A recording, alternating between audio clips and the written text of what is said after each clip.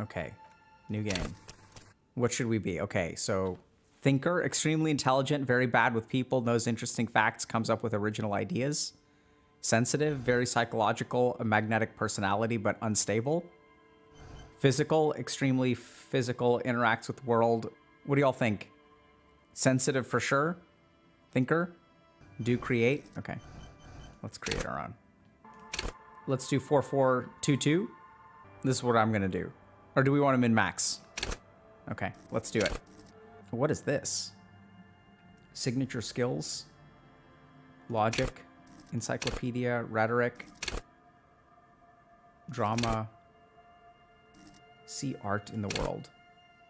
Let's use rhetoric. Logic? Okay, we can do logic. Oh shit, there were other ones? I thought we got to pick one for each, chat. The Furies are at home in the mirror. It is their address. Even the clearest water, if deep enough, can drown. Ooh, that sounds scary. Begin. There is nothing. Only warm, primordial blackness. You're conscious ferments in it. No larger than a single grain of malt. You don't have to do anything anymore. Ever. Never, ever. Never, ever, ever, baby. An inordinate amount of time passes. It is utterly void of struggle. No ex-wives are contained within it. Never, ever. Okay.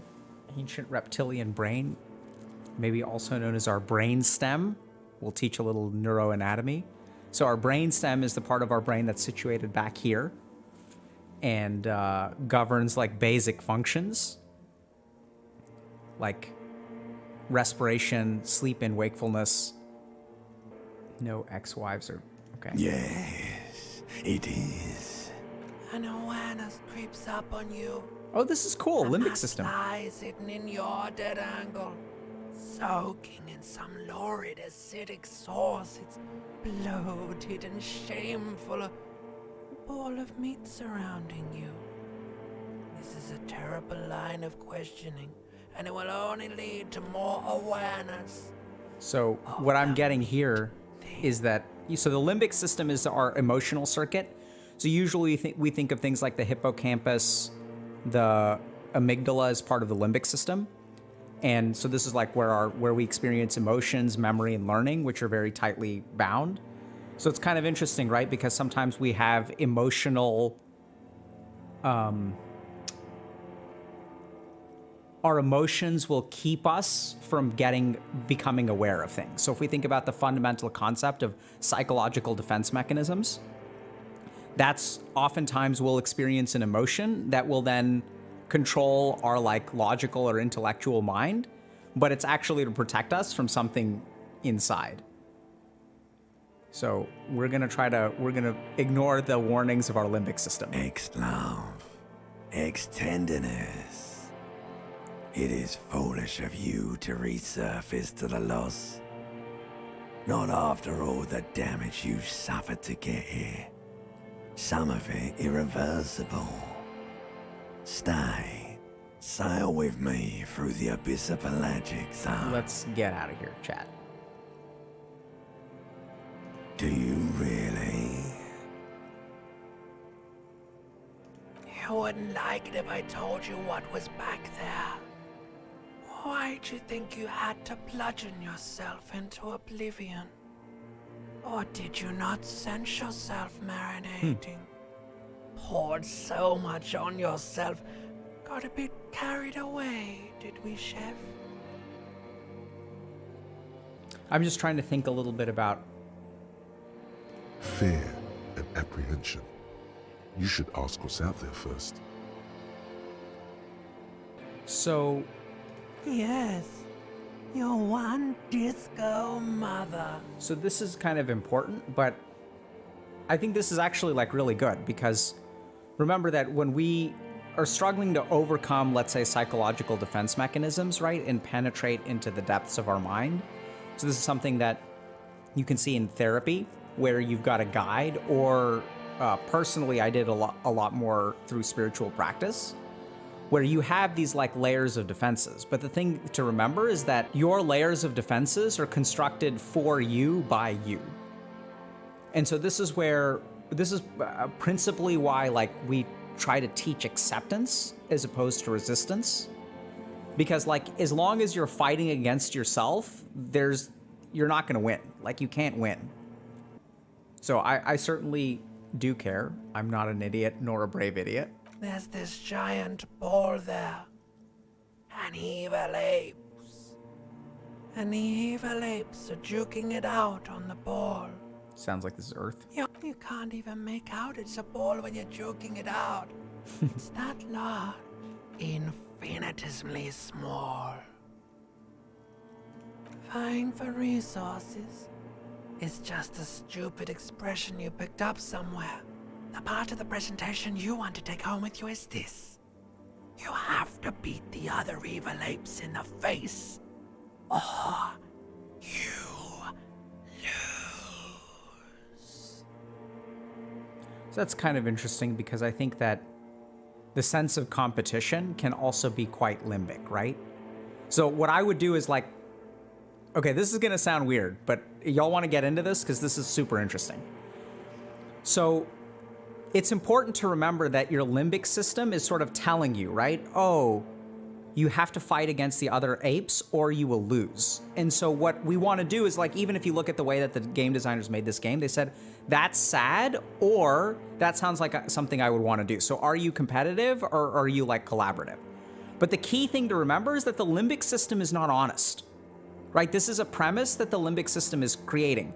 This idea of face the evil apes or lose is actually like a wrong premise that's created by the limbic system. So if we think a little bit about, let's say, like misogyny or misandry or political hatred, or like, you know, like sometimes our mind creates this circumstance in order for us to act, but we don't question the foundation of the choice that we're given, right? Like, so like, for example, people sort of saying, you know, oh, the world is an evil and cruel place. It's like, it's kill or be killed, or, you know, eat or be eaten. And that's a premise that is born of experience, but can also be born of emotion. And interestingly enough, the more that the limbic system dictates things to you, the worse off you're gonna be. Because if you sort of think a little bit about, let's say, like relationships, right? You can say, oh, this person like is never gonna invite me again. So if you're getting bullied by your friends, like your mind may tell you things like, oh, if you stand up for yourself, they're not gonna be your friend anymore. So you've got two choices. Either you continue to get bullied and you have friends, or you stand up for yourself and you won't have friends. But the limbic system is not very good at creating these premises in a fair manner. Yes, it is. And you drowned in that sad. You lost. The sound outside, you recognize it. It's a caprice to name a motor carriage.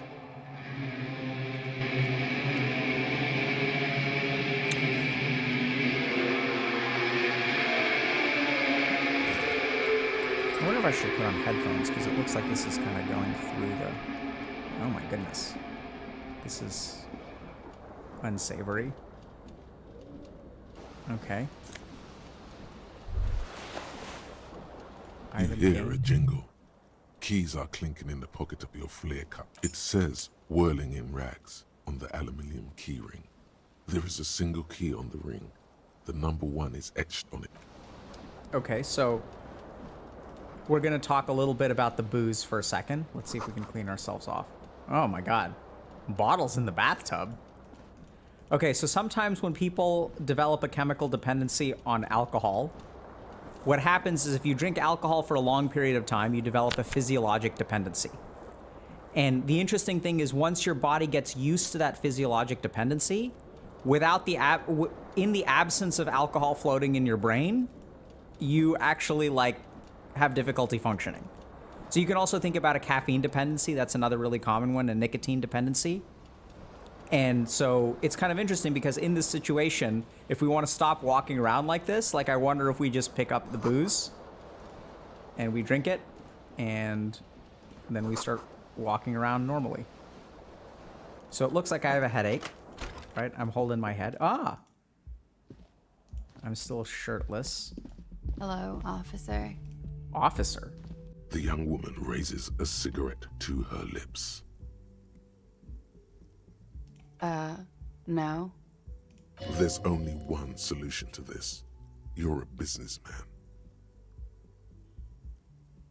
Chief, what if I'm police as opposed to military?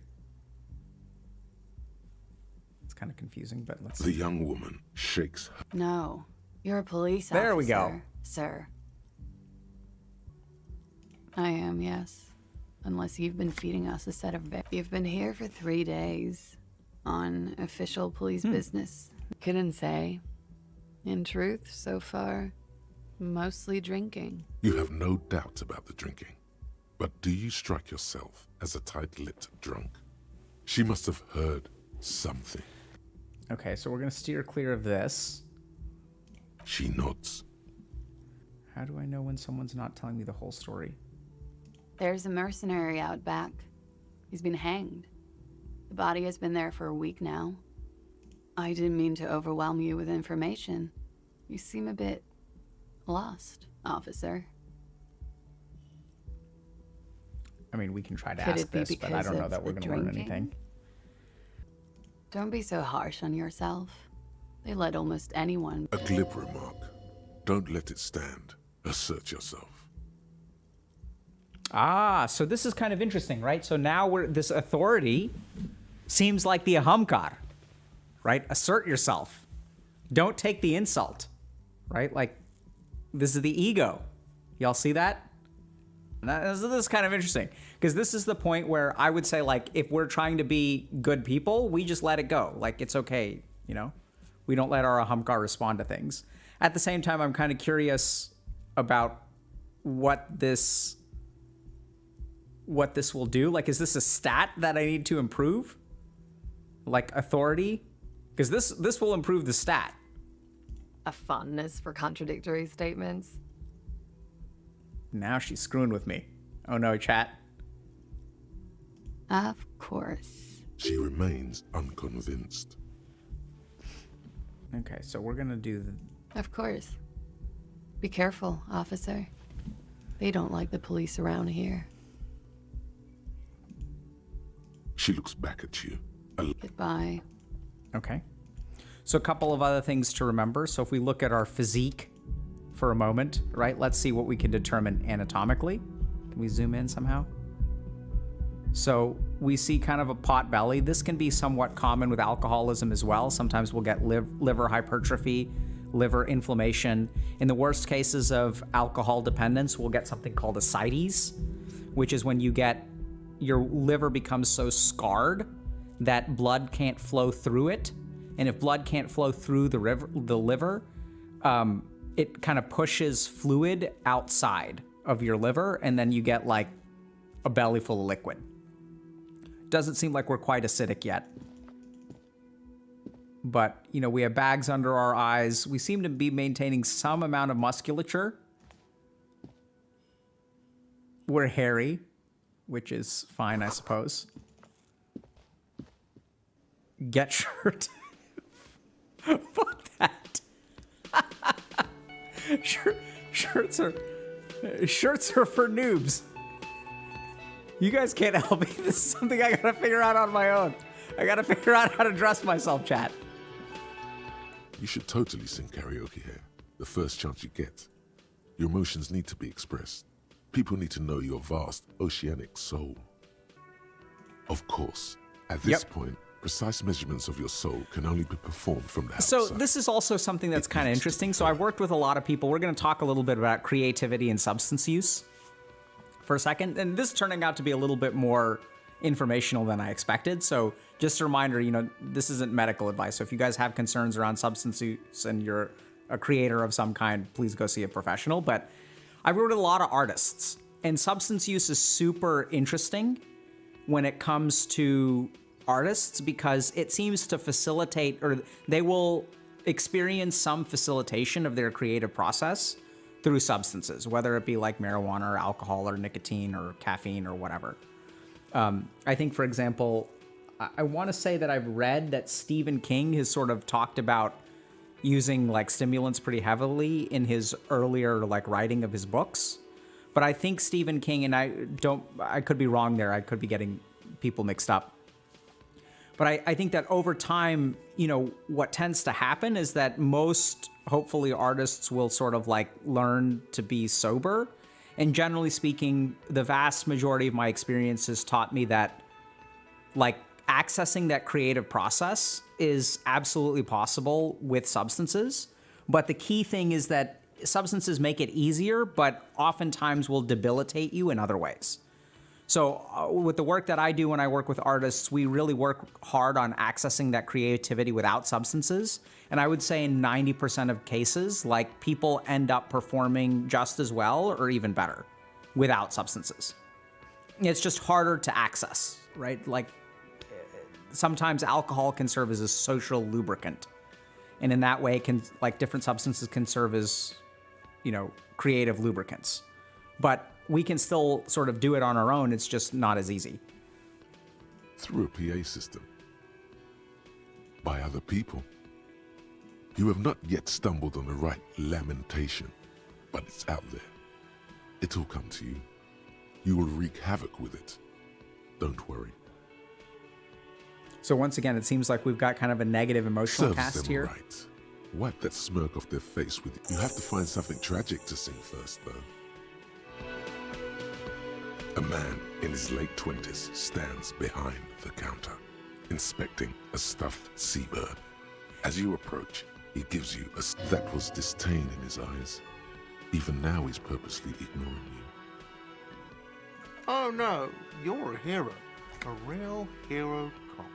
Yeah, so this is actually good. So sometimes if y'all notice something, you know, I think sometimes people will think if there's disdain in someone's eyes, something tells me you don't like me. Like some people may interpret that response as aggressive, but I think actually being authentic in the moment is actually very helpful.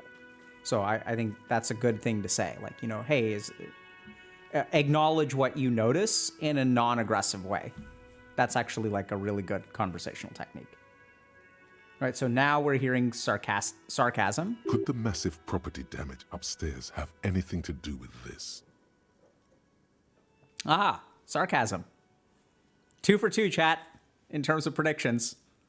So do we want to call him out on it? Sure. Am I? Or did you ride in, take the body down, solve the murder, and not trash my hostel room? So now do we want to be apologetic? Let's be apologetic. No, you see, actually, you didn't. You haven't done anything even remotely useful since you got here. So much disdain and frustration. Something about it makes you feel bitter. Interesting. So Inland Empire seems to be like some kind of self-awareness or self-reflection thing. Look, your buddy is over there. Why don't you go and talk to him, okay? Okay. He pretends not to hear you, concentrating on the bird instead. Okay, so we can go. If this guy has suggested we're going to do something, we can respect that boundary. Let's talk to the bomber jacket dude.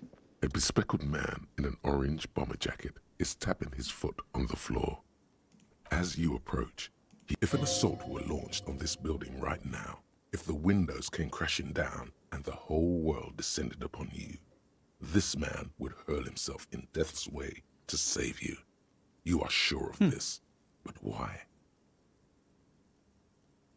Hello, I'm Kim Kitsuragi, Lieutenant, Precinct 57. You must be from the 41st. You realize he's waiting for your name. He's got a bomber jacket. We're shirtless. This is your chance to come up with a really good name for yourself. Get creative. Conceptualize. Let's do it.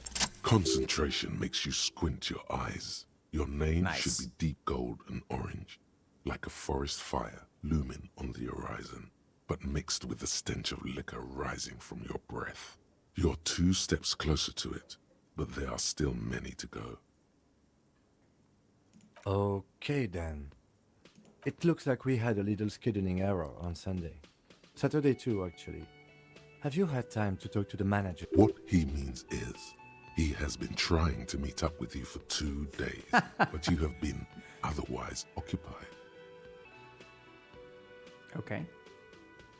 If you don't mind, we should talk to him again.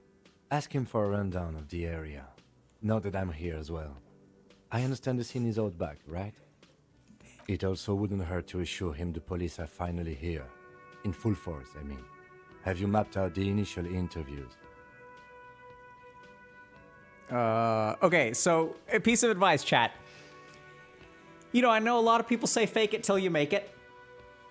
I don't tend to be a big fan of that.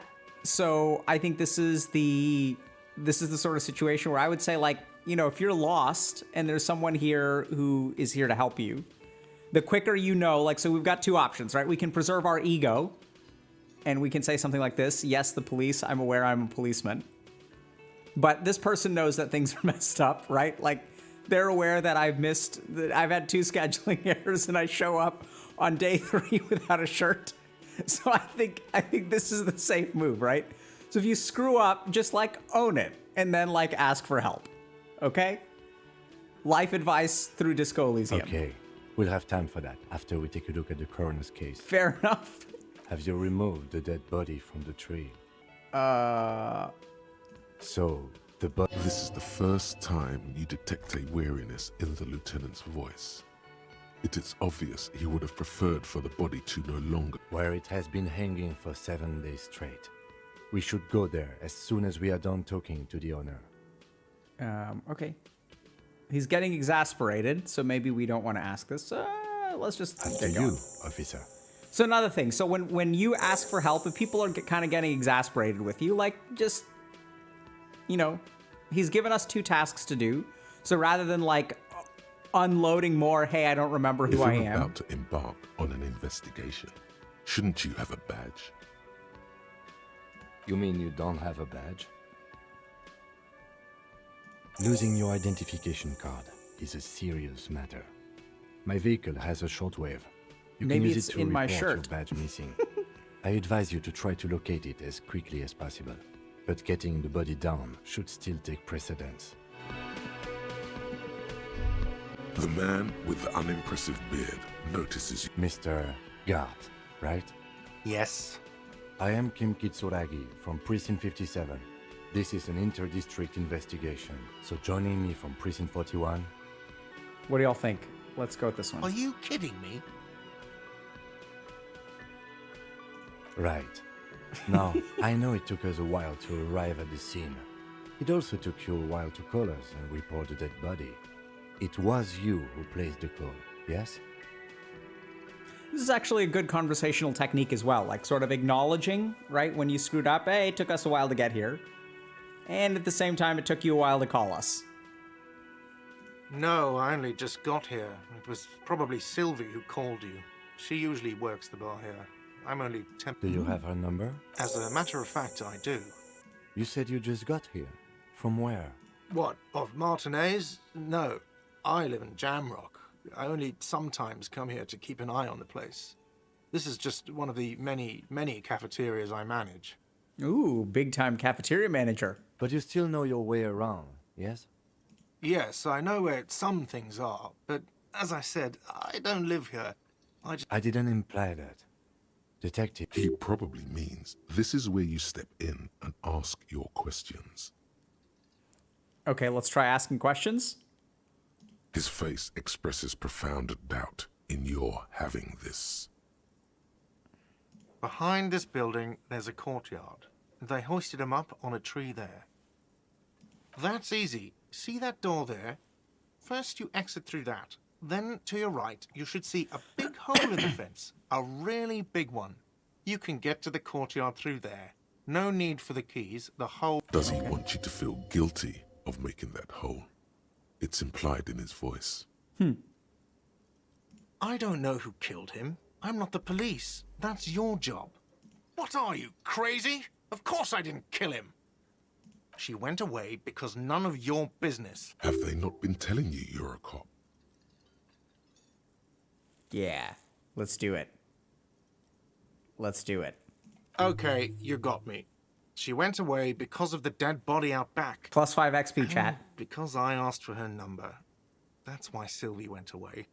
I hope you appreciate Oh it. no. Cafeteria manager. Mixing work and pleasure. This isn't good. So when you are a cafeteria manager who spends their time doing taxidermy and you're attracted to a female employee of yours, the correct move is not to ask for her number. That is bad. We do not do those sorts of things, chat. Thank you. There's a Sanskrit phrase for this, actually. It's called shitting where you eat. I don't know if you've learned that yet. Have y'all learned that Sanskrit? Taylor's like, I don't think I need to write that one down. I asked an employee out. She didn't want to come, but felt obliged to. It was a bad idea. Somewhat. Now, See, what is he's the so one getting goddamn XP. fascinating about that for you? It's got nothing to do with the lynching.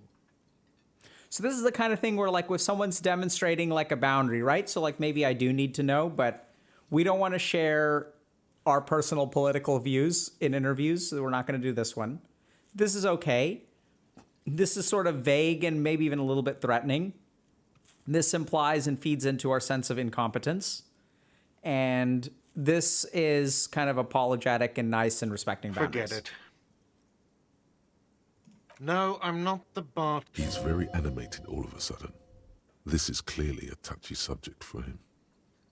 Ooh, do we want to push him? Push him? Push him? Push him? Or respect? Push? I have 3 cafeterias I manage. No, I'm not. He's very animated. That period of my life is over. Not everyone who stands behind a counter. I hope it is. She went away. Have they not been telling you you're a cop? Okay, Thank you. I asked an employee. What? What the fuck?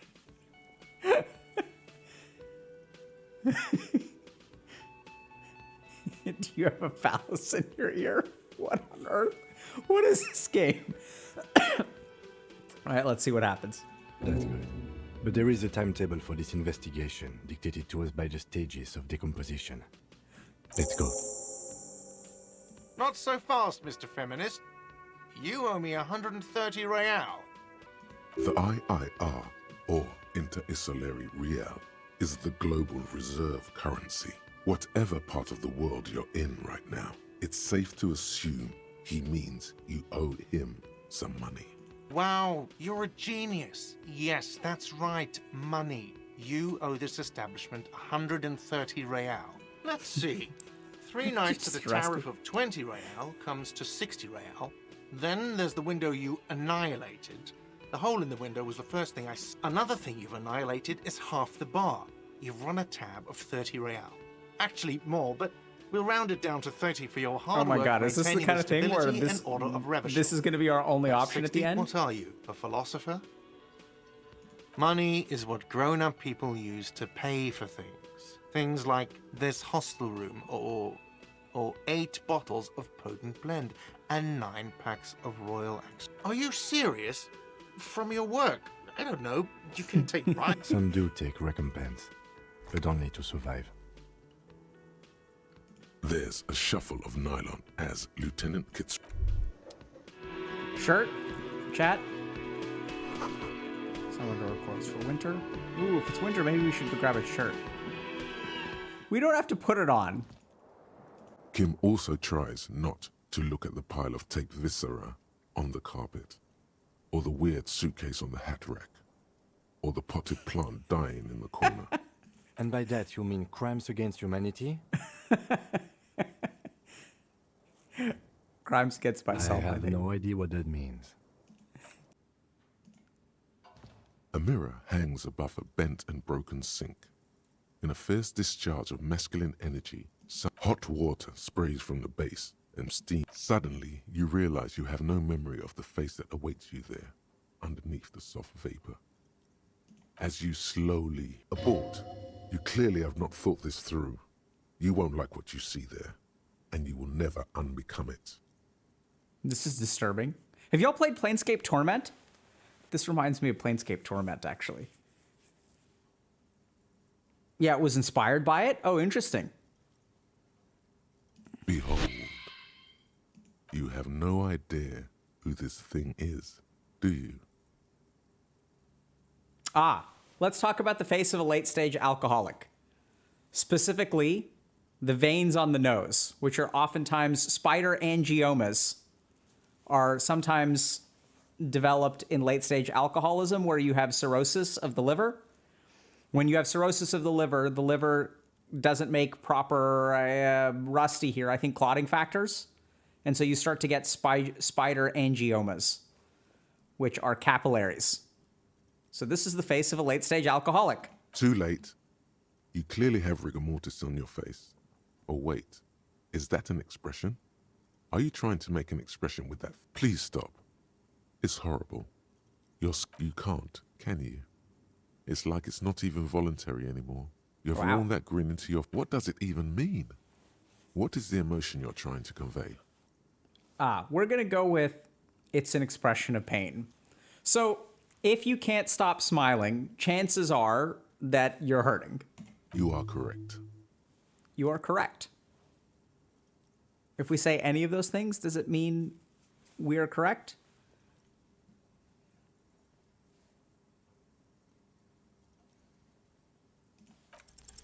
Like the rest of you, it comes from a bad place somewhere in the past. That's all you know for now. Okay. Oh no, we auto-equipped it. I don't know if we wanted to auto-equip it. This fan has 2 chain pull switches. One ends in a time, or has it been consigned there as punishment? You feel as though this creature is your friend and wants to reattach itself to your neck so that you may continue your adventures together in this strange world. Okay, so we're going to go ahead and pull on the fan first because our physical skill seems to be low. The blades come squeaking to a halt. It should be easier to reach Nice. the tie now. You swoop up and catch the tie. Snap. It's released from the blade. Warning, warning. The necktie isn't... What you have in your hand is a fantastically colorful tie with 4 or 5 different patterns. The knot reminds you of a noose. If it's your friend, why was it up there? Who ties their friend to a ceiling fan? Maybe this thing is dangerous somehow. So I don't know if you guys are familiar. Have y'all seen Bryan Charnley's self-portraits? Do you guys know what this looks like? An allusion to Bryan Charnley. Do y'all know about this? Okay, hold on. This is actually really cool. It's a little bit disturbing, but it's very cool. So back when I was in medical school, the chief resident at Tufts was a guy that I really respected, and he gave the single best lecture I had ever received in medical school. And his lecture was about psychotic disorders, and it was about Bryan Charnley. So he was like explaining to a group of medical students like what is like, so I was on my psychiatry rotation. So it's a 1-month rotation as a 3rd-year medical student. And the chief gives a lecture. It's towards the end. So we like learn basic things, right? This is how you diagnose people. This is pharmacology. This is how you do this. And what he showed us was essentially like this. So what he showed us was a set of self-portraits that describe or that were drawn by someone who went off of their medication and then would like basically make self-portraits. This person, I think, was diagnosed with some kind of psychotic disorder, and ultimately we'll talk a little bit about what happened to him. But so let's take a look at the portraits. So we're going to do a set. We're going to teach a little bit about psychotic disorders. So one of the key things that people sort of don't really understand about psychotic disorders is that they have a lot to do with a sense of identity, and more importantly, like the barrier between you and other things. So what does that mean? I know it's kind of vague, but I'll explain. So our brain has this part, there's a part of our brains essentially that are constantly assessing stimuli. And what they do is they tell us whether that stimuli is relevant or not relevant.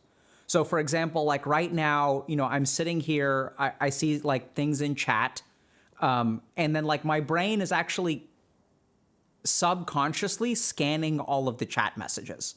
And there may be a particular message that gets elevated to my consciousness based on my subconscious scanning.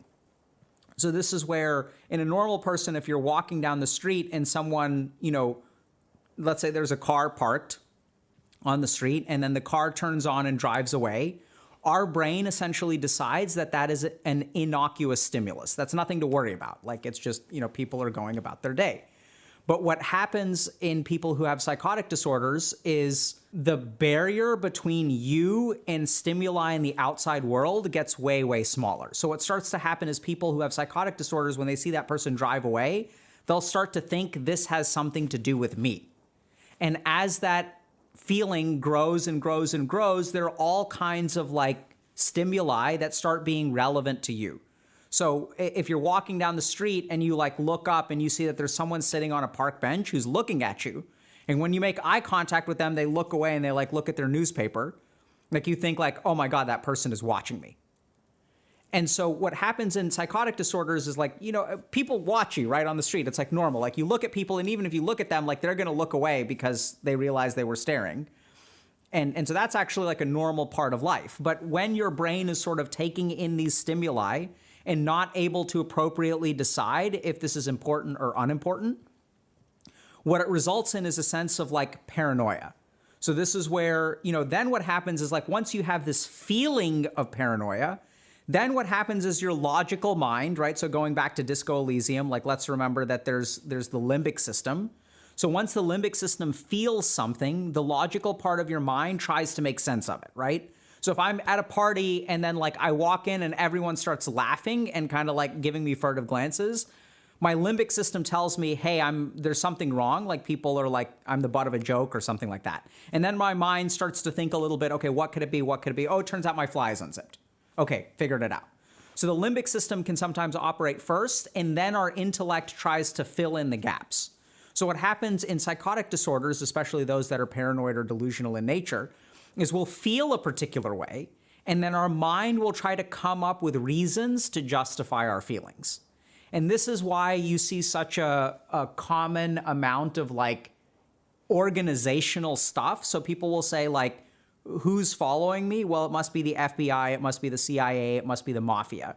Because what organization would have the resources to like monitor me on this capacity, right? It's not going to be like the parent-teacher association or, like my doctor's office. It's going to be some large organization that can deploy people to like sit on park benches, drive around my neighborhood, do all these other kinds of things.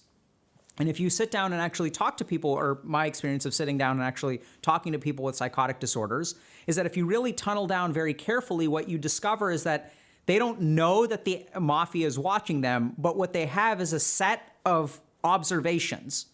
And that's really what they know. And then what they try to do is hypothesize what could explain those observations.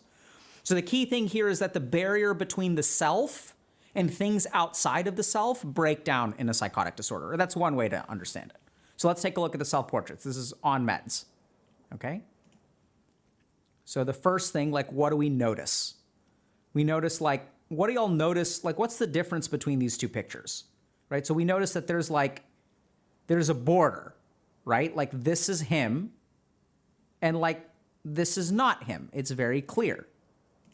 Now we start to see this. So like, what are we noticing here? So you just kind of look at this, you start to see that there's like stuff coming like in and out of his head, right? So it's sort of like, it even is sort of going into his neck. It's kind of under his sweater. So you can even see that the borders are still somewhat maintained. Like this is the lining of his sweater. So whatever this thing is like stops here, right? There's a clear stopping point of the external sense. We're also starting to see a little bit different facial expressions, right? So this is not, this is kind of normal, fun, maybe. I don't know about fun, but. And now we start to see this, where this is like, kind of weird. Like, I don't know exactly what this is. We start to see numbers. So sometimes people with psychotic disorders will get obsessed with particular numbers. These look like maybe they're dates, right? So this is the date of the self-portrait maybe. But we're starting to see like weird representations of mouth, eyes, sensory stimuli, maybe being unable to speak, patterns. And now we're starting to see like, so there's another aspect of psychotic disorders, which is like disorganized thought processes. And some of the symptoms of psychotic disorders include something called like people will lose their thoughts. So they feel like there's a thought in their mind that someone will even take out of their mind, or even people are implanting thoughts into their mind. So it's like there's a thought there, but that thought is not my thought. So this is also really interesting when it comes to psychotic disorders, where like we sort of take for granted that our thoughts are our thoughts. It's sort of like, it's really hard to understand until you've ever experienced something like this, but people with psychotic disorders will think that people are pulling their thoughts, stealing their thoughts out of their head, or are putting thoughts into their head. And so we sort of see this kind of represented here with like, there's a garble of like different stuff going on in the brain. This appears to be a pipe. Once again, there is somewhat intact, border around, so there's like disorganization in here. So people with psychotic disorders will also have a sense of disorganized identity. So now we start to see some weird like Picasso level stuff, right? We're starting to see like a breakdown of like where is the border of the self here? There is none. So sometimes people with psychotic disorders will experience hallucinations. Oh boy, this is interesting with cigarettes and psychotic disorders. So if you look at the brains of people with psychotic disorders, what you discover, some people have done genetic research trying to figure out where schizophrenia comes from on the genetic level. What they found is that schizophrenia is associated with some genetic mutations of particular nicotinamide receptors. Okay, so there's some like channels, ion channels and stuff like that in our brain, which are a little bit different. So the interesting thing is that it appears that artificial nicotine in some way compensates for the genetic differences that are sometimes found in receptors in the brains of people with schizophrenia. Okay, so this is why if you the incidence of people who smoke, or the prevalence of smoking in schizophrenia, is very tightly correlated. And it may be because nicotine actually in some manner like self-medicates things. Just to toss out that sentence again. So there are genetic changes in the receptors, and I think it's nicotine receptors, in the brains of people with schizophrenia. This isn't all people, because it's not just, there's not like, you can't isolate it to one thing. But if I take 100 people with schizophrenia and I take 100 people who are healthy and I look at how are their genes different, how are their receptors different, there's a change in their nicotinamide receptors, which may explain why a lot of people with schizophrenia end up smoking, because that artificial nicotine may somehow counterbalance the nicotinamide receptor mutation. Okay, but once again, we're sort of seeing strange senses. Maybe this is like hallucination kind of stuff. Okay, so now we're starting to see like other strange things, right? So this is supposed to be a self-portrait. Remember that, right? So this is someone who's becoming psychotic, who is drawing a self-portrait. So when you ask them, draw a picture of yourself, this is what they produce. So is this them? Is this them? Once again, the barrier between self and other is starting to break down. So this is like, like there's like two people in here. It's a little bit unclear what's going on. So now we start to get to some of the really dangerous stuff with schizophrenia, is that oftentimes people will experience persecutory delusions. So remember that when people experience schizophrenia, it's not a pleasant experience, right? There's a reason why we sort of diagnose it as an illness. There is a variety of essentially psychotic experiences or non-reality-based experiences that human beings will go through. So some of these things will be spiritual. So one of the things that I was really surprised by in residency is when I worked with people with psychotic disorders, I found that I was able to communicate with them very well. And furthermore, that they felt like I seemed to understand what they were going through. And part of the reason for that, I honestly believe, is because of some of the spiritual experiences that I had. And there's a guy named William James who wrote this book called The Varieties of Religious Experience, where he sort of outlined that if you look at spiritual experiences, if you look at psychedelic experiences, if you look at psychotic and experiences from people who are mentally ill, then you start to see that there's some kind of common element, right? Because remember that the brain can only do, it has a limited amount of things that can activate it. So if I take a psychedelic compound, it can't make something new in the brain. All it can do is activate what already exists, right? So, I mean, in the case of like cytotoxic substances, you can destroy things. But generally speaking, if we look at like psychoactive compounds, they don't create new structures in the brain, right? They may create some amount of like neuronal adaptation and, ganglion cells can change and astrocytes may be changed and stuff like that. But generally speaking, what happens with nicotine, with alcohol, with marijuana, is that they activate existing circuitry in the brain. So the key thing here is that at some point, oftentimes people with psychosis will start to experience some amount of persecution or danger, right? It's like the mafia, the FBI, things like that. And so if we go back, if we compare to this one, remember this is early on, this is April, and so there's starting to be some influence, but the barrier is still intact. And also these they seem kind of creepy, but they're not like attacking him, right? And so then what happens is like, now there's like persecution going on, right? So not only are they not respecting the barrier of the self, because this is like nails going into the eyes, arrows going into the head, there's confusion in his head. So we're sort of starting to see like the persecution. And now, once again, the self-portrait, like the sense of self is dissolving. And then we get to this, which is like, now we're starting to see, I mean, if you look at this image, you can sort of get a sense of like distress, right? Like the person who says, this is what I look like is like terrifying.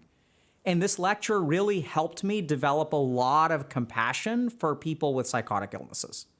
Because to understand that like, it's so hard because we don't understand what these people are experiencing. And like, this is what his experience is. Like, this is a talented artist trying to put onto paper what their experience of life is. So it's terrifying. And we'll stop after this because I see some people are, maybe I should have warned y'all a little bit better. And so now we sort of get to another thing that we'll sort of talk about in terms of psychotic illnesses, which is that oftentimes there's a flattening of affect. There is like sort of like a dulling down of certain experiences. There's a lot of amotivation. This is where people assume that schizophrenia is predominantly like, when we think about schizophrenia, what we predominantly think about is positive symptoms. So positive symptoms are things like paranoia, delusion, hallucinations, right? These are the things that, the person is hallucinating. But what's actually more damaging, I don't know about more damaging, but in my experience, what really seems to be devastating for a lot of the patients I've worked with is the negative symptoms. So schizophrenia is really a brain disease. And so what it does is it starts to affect like motivation. It starts to affect the experience and expression of emotion. So things will become very like monochrome for people. So now if we look at this, this is not as bad as like this image, right? And this is 5 days later. So what sort of happened is people kind of get like dulled out, like they don't smile, they don't cry, they just sort of feel their affect is very flattened. And things become somewhat kind of like neutral, grayed out, not very interesting. They lose motivation. They kind of like stop going to work. They stop, they may go to the grocery store every now and then. So someone's asking, do they accept it? I don't really know if they accept it. It's just like, it's hard to describe, but the best I can understand it is hopefully you and I see the world in color, right? Like if you look at like behind me, like there's color back there, right? There's taste, there's flavor, there's activity, there's buoyancy, there's life. And the saddest thing for some of the people that I've worked with schizophrenia is they get to a point where like that color becomes monochrome. It's like, imagine if instead of music, you could only hear tones. Imagine if instead of color, the world was in grayscale. And just because things are in grayscale doesn't mean that there isn't beauty. And this is what's really important to remember is that schizophrenia is a disease, but you can absolutely have a fulfilling life, hopefully. It depends on the severity of the disease. But I've seen a lot of people overcome this and start to build a life that is enjoyable, form connections, get married, even have children. Like they can have some degree of impairment, but you can actually, like there is some way to progress. Even though this is monochrome, you know, people can still enjoy coffee, they can still enjoy grayscale, and like that's the real thing that, you know, I want y'all to understand. If any of y'all, I see some people, I don't know if people are being serious or not, but if this resonates with you, please, please, please go see a doctor. Because the good news is that there are treatments for this, right?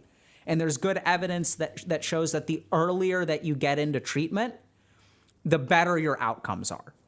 So there's been an emphasis in the last, I want to say 10 to 20 years about catching schizophrenia early, because the earlier you catch it, the more you can sort of adjust its course. And that's true of basically any disease, right? So if we catch heart disease early, we can alter its course. Why do we recommend colonoscopies for everyone, you know, over the age of 50 in the United States? It's because colon cancer usually, you know, gets bad around 60. And if we can find your precancerous cells, your polyps in the colon, then we can kind of snip them out at the age of 50, and like you're protected against developing colon cancer later in life. So, you know, if this does ring a bell, like it doesn't mean that you're screwed or anything like that. Just go get evaluated. There are treatments and things like that. There's a lot of like good stuff that we're sort of developing for schizophrenia. You know, we have first generation medications, we have second generation medications. The psychotherapy for schizophrenia is also getting like better and better with each passing year. There's even like really novel kind of like approaches to schizophrenia, which have, how can I say this? Very promising but limited results. So a good example is there's a group of people in Lapland, Norway, who do something called open dialogue. So the key thing here is that, you know, it's not the end of the world, even if you do have schizophrenia. You should absolutely go get evaluated if this resonates with you in some way. And like, you know, I hope that this lecture has somehow helped y'all understand. I guess it turned into an impromptu lecture. You know, I hope that this has helped y'all understand a little bit about, I think the self-portraits are such a powerful humanistic representation of what having one of these illnesses is. Unfortunately, for people who are curious, Bryan Charnley did end up committing suicide.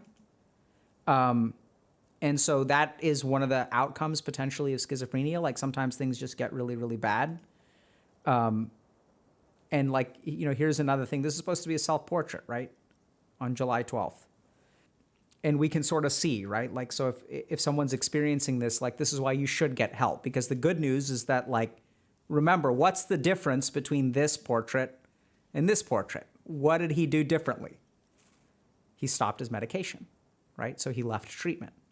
So the good news is that even if you look at schizophrenia and you say, oh my God, this is terrible. Like, yeah, it's absolutely terrible. But like, we can treat that, right? So don't lose hope. It's okay. All right, that was random. I was not planning on giving that lecture, but like I said, it was one of the most formative lectures for me. People have been asking a little bit about psychotic disorders, and I think that this, like I said, that chief resident dude was just really brilliant in the way that he taught about psychiatry, really inspired me to become a psychiatrist. Let's keep playing. Oh yeah, so the reason I showed you all that is because look at this, right? This looks like one of Bryan Charnley's self-portraits. Okay. An ominous, foreboding feeling fills you as you look at the tie. Should we pull on the light bulb? Let's just see what happens. Terrible mistake. Turn the lights off immediately. You can practically feel the photons burning a hole in your brain. Okay. The lights are off. Okay, we'll leave them off. Photosensitivity can sometimes happen in a hangover, right? Could be migraines as well. All righty. Look at who's fashionable now. The window stands broken in its frame. Cold wind blows in. Visual calculus. What do you mean, assess the damage? How would you do that? What are you even trying to do? The morning light hurts your eyes. It's hate. Okay.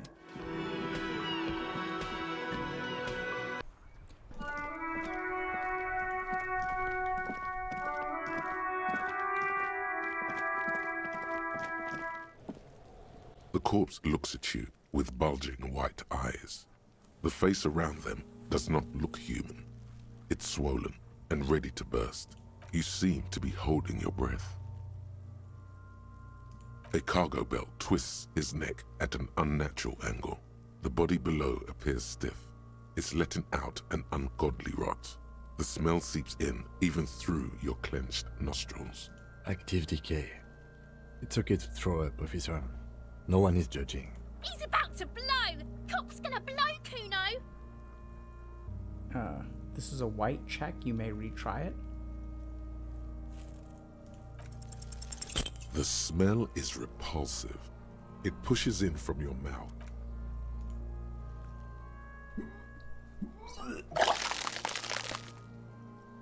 GG.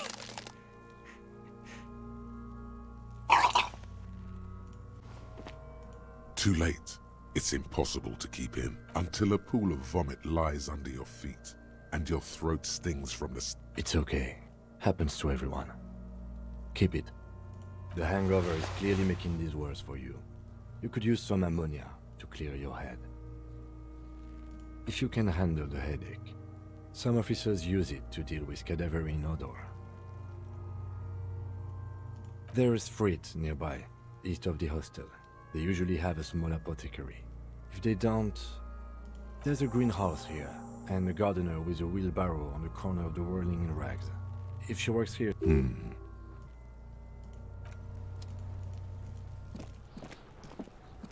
There are several footprints in the mud, left by work boots. Anywhere from 6 to 12 pairs have walked here. Heavy workers' boots with reinforced toes and hobnails. All over. Isn't this something an industrial worker would wear? Noted. Maybe more than 12. No. 8 pairs of boots have shuffled back and forth in the mud. 1. Standard work boot. This is cool. Steel reinforced toes, number 46. 2. Standard work boot. Steel reinforced toe. 3. Hobnailed work boot. 4. Standard work boot. Number 45 or 5. Another standard work boot. Steel reinforced. 6. An aberration. Light as air. Even pace. Impossible to tell. Could also have been an adolescent. The gait is undeveloped. I'm pretty good, ain't I? You're not bad. It's as if the whole world darkens. Everything else has a thin film of unimportance on it. And the tracks 7. The glowing outline of a standard work boot. Number 46. But the imprints are twice as deep as the others. The weight exceeds 200 kilograms. 8. And yet another standard work boot. Number 44. There's an aberration in the pattern of the sole, however. The right sole is smoother, more worn. Let's think about this. What would cause the right sole to be smoother and more worn? Do y'all know, chat? Potentially a limp. So we may be looking for someone with a limp. How many? I was pretty off then. I counted 20. Do we want to be insulting? No.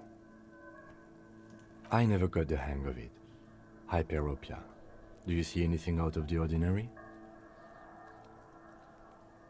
A woman or a kid? Understood. Anything else? 200? Could it be the combined weight of 2 people, one carrying the other who's tied up? He might be right. 200 kilograms of living weight is unlikely. Could have been an extremely obese person. From here, the boot the victim wears. It's bad. Very bad. Before you can heave, the wind changes direction. He appears to be wearing some kind of armored boots. I can't see any exotic prints here. Someone had to carry. Wind keeps changing. Are any of the prints deep enough in your opinion? Which ones? That's a tree. I think we're close to a conclusion here. Possibly, yes. But why? Yes, they could have used a makeshift stretcher or just march him up to the gallows. Even easier to carry on a stretcher or between 2 men. Anyway, it's for future consideration. What else can you see? Interesting. Let's name it the odd soul. Someone operating a workbench with a pedal? Like a joiner at the harbor. He regrets it the moment he says it. I don't know why I said that. We are not looking for a drummer. We are looking for a group of dockworkers. Let's be empathic, chat. Come on. Perhaps it could be a driver. A driver would wear out their right shoe before the left. The accelerator is on the right. We should keep our eyes open around the traffic jam. See whether anyone strikes out as a potential suspect. Seems prudent, no? Mm-hmm. Yeah, let's be supportive. A week, maybe? 7 days would fit the time frame provided to us by the caller, who reported the hanging. It is not impossible. I pulled last week's forecast for coastal Havashol. 7 days below freezing. The day before, the day of his hanging, was the... Correct again. Sub-zero temperatures would preserve the tracks in a good state. The commotion here...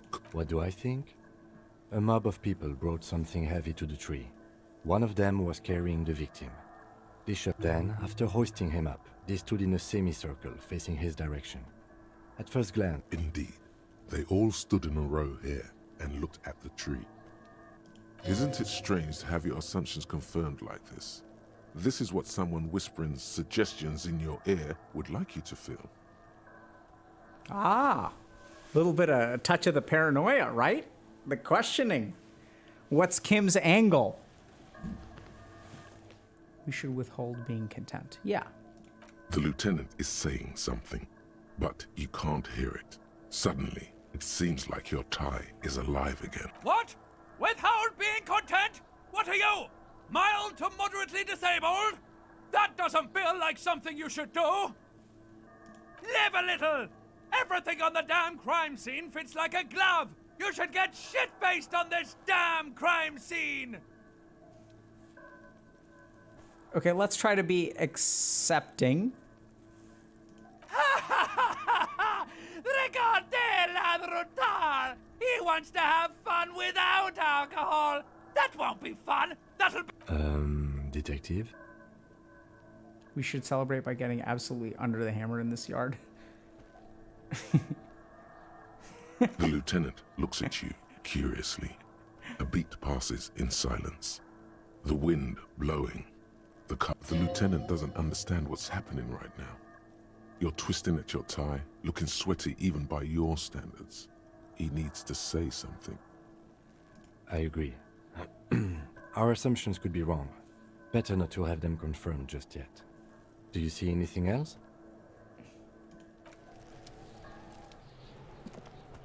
This trash container is locked.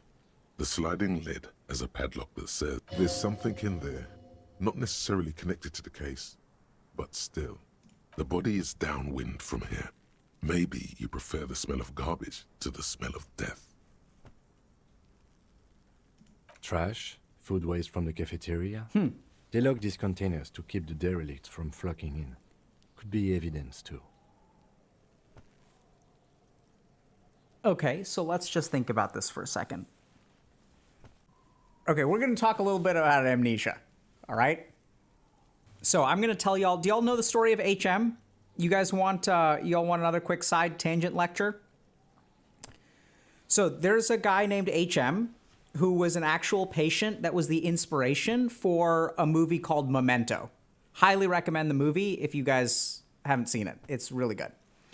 So HM had a problem with something called anterograde memory formation.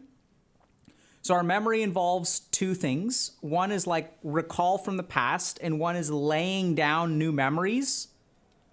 For like the laying down of new memories and the recalling is like two separate things, right? So one is like reading the hard drive and one is writing to the hard drive. So HM had an anterograde memory problem, which means that he could not form new memories. So like from the up until the point of his accident, he remembered everything perfectly. So if I'm 30 years old when I get the accident and I have no anterograde memory, I remember everything prior to 30. The problem is 10 years from now, what I remember as yesterday was like when I was a 30-year-old, okay?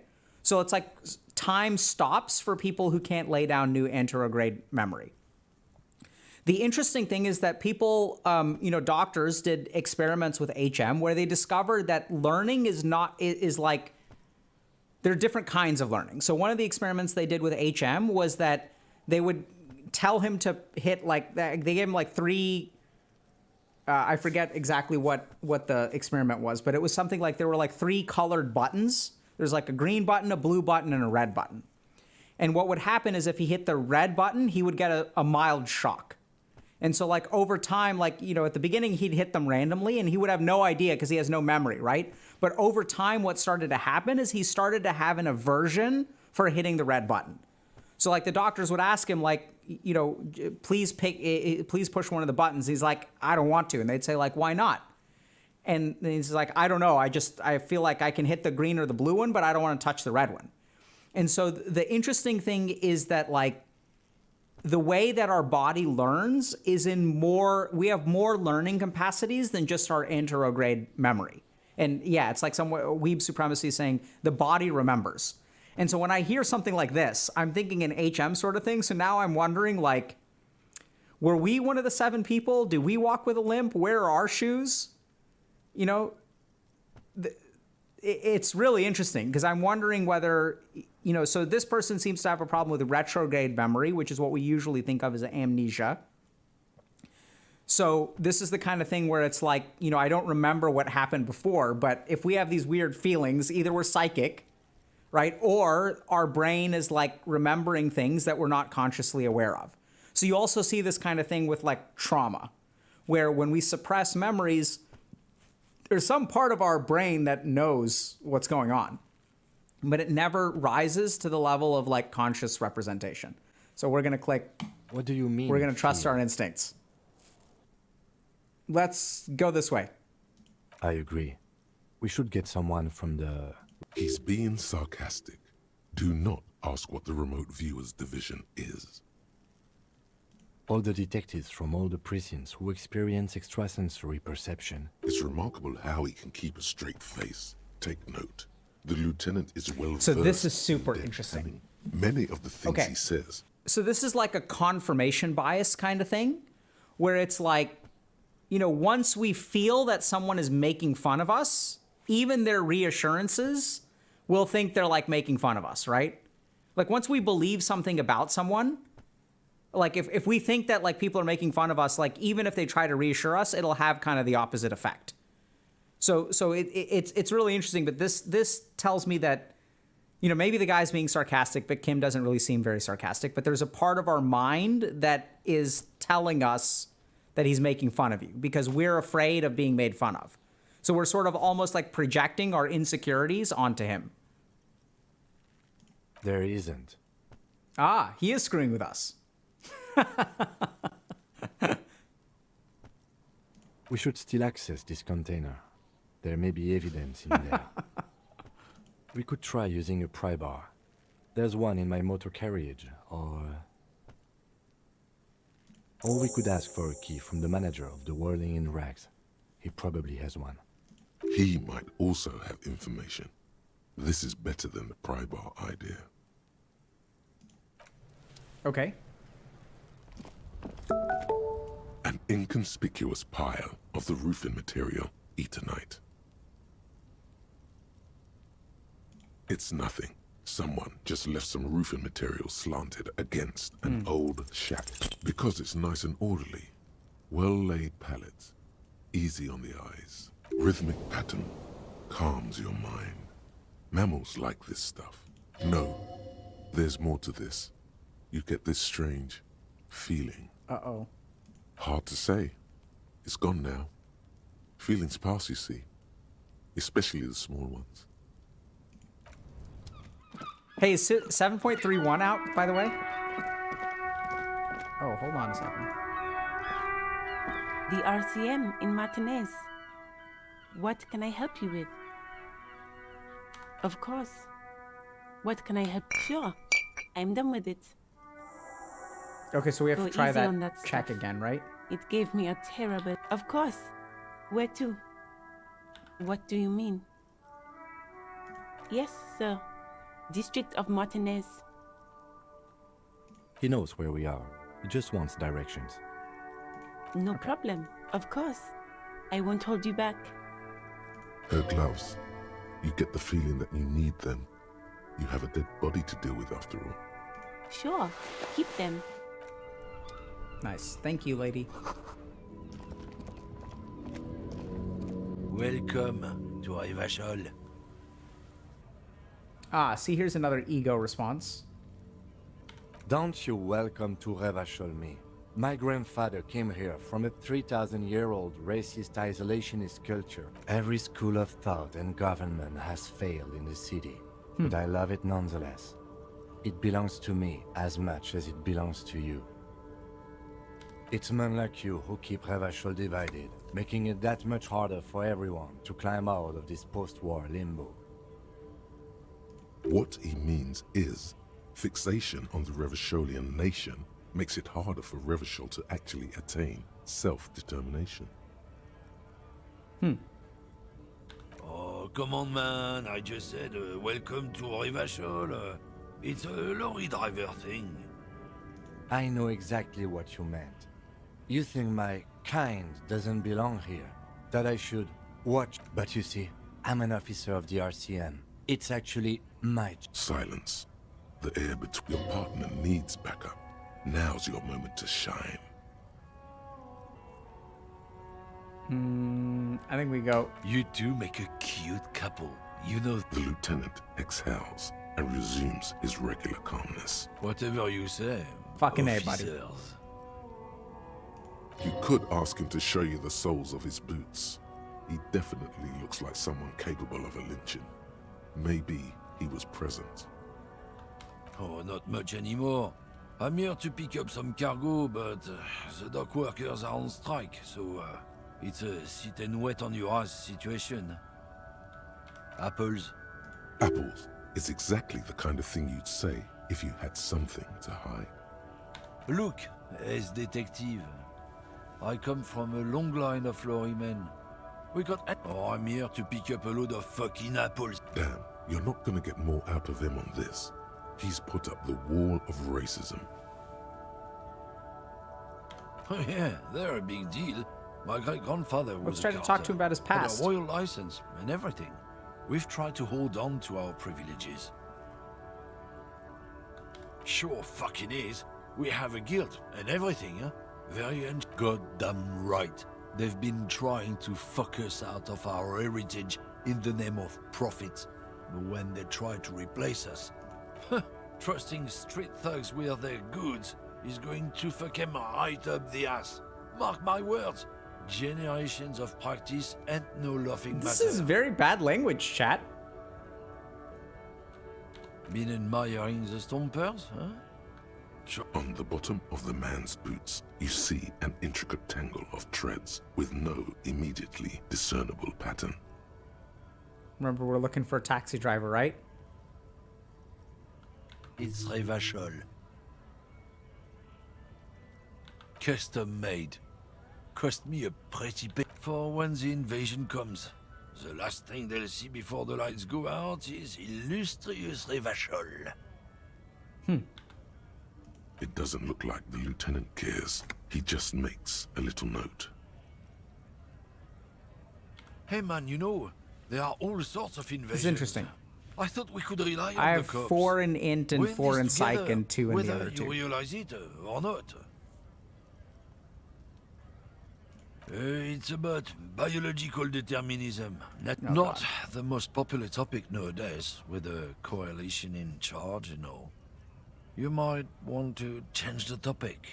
That is, bury your head under the sand like common sheep. Oh no, sheeples. I'm not the only one. Look, I've read books. The science of racial theory has all been proved, even if some people don't want to accept it. People who've studied these things say that you and me are superior by design. So, naturally, we Occidentals should be in charge. So the you can be a feminist and you can be like a racist who believes in eugenics and stuff? Like what on earth? So, lately we Occidentals have experienced an unfortunate downturn when members of the problem? The damn kips are showing a real good game lately. Same with the mosquitoes. And the other introduced species too. Cultural victory? What is this then? It's what the kips of Boogie Street are going for, right under our noses. And the others too, on the radio. heard any so it's true. Also, you need to Okay, so realize this the seems pretty dangers consistent. Like of when you mixing listen to races. someone who Who knows has what very might strong happen political if people views, they'll don't stay just in their start birthplace? talking. You might end up with a new I'm zoning subrace out. I with don't know about unknown y'all chat. characteristics leading to extra competition. That's why you've got go right ahead. You Lieutenant Kitsuragi's stern expression. Not a lot of moral fiber on this one yet, he thinks. What happened? Did your balls shrivel up? You had plenty of chances to get off this road, but no, you let this guy keep talking. Then, when the time came to make your choice, Interesting. you tried to split the difference. Weak. Interesting. Interesting. Alright, whatever. You see several packaged raincoats fill a low shelf beneath a display of croissants and juice bottles. The raincoats are transparent, except for the big Frittte slogan on the back. What? Raincoats underneath croissants? What is what? It's a raincoat. If you want to buy one, then it's only 4 real. Weird. Okay, I see. So it gives me +1 endurance. It looks like I don't have enough real. GG. The tear machine stands in the corner. A sign says, 1 bottle equals 10 cents. Oh, that's the tear machine. It's a machine for tear. You know, you find tear outside, like bottles or whatever, and put it in the machine. Then you need a bag, I guess. We used to have some, but we gave them all out, so... Yeah, I went to Tufts for medical school and for my MPH. Feel free to use it if you find a bag, though. I'm sure there are some out there.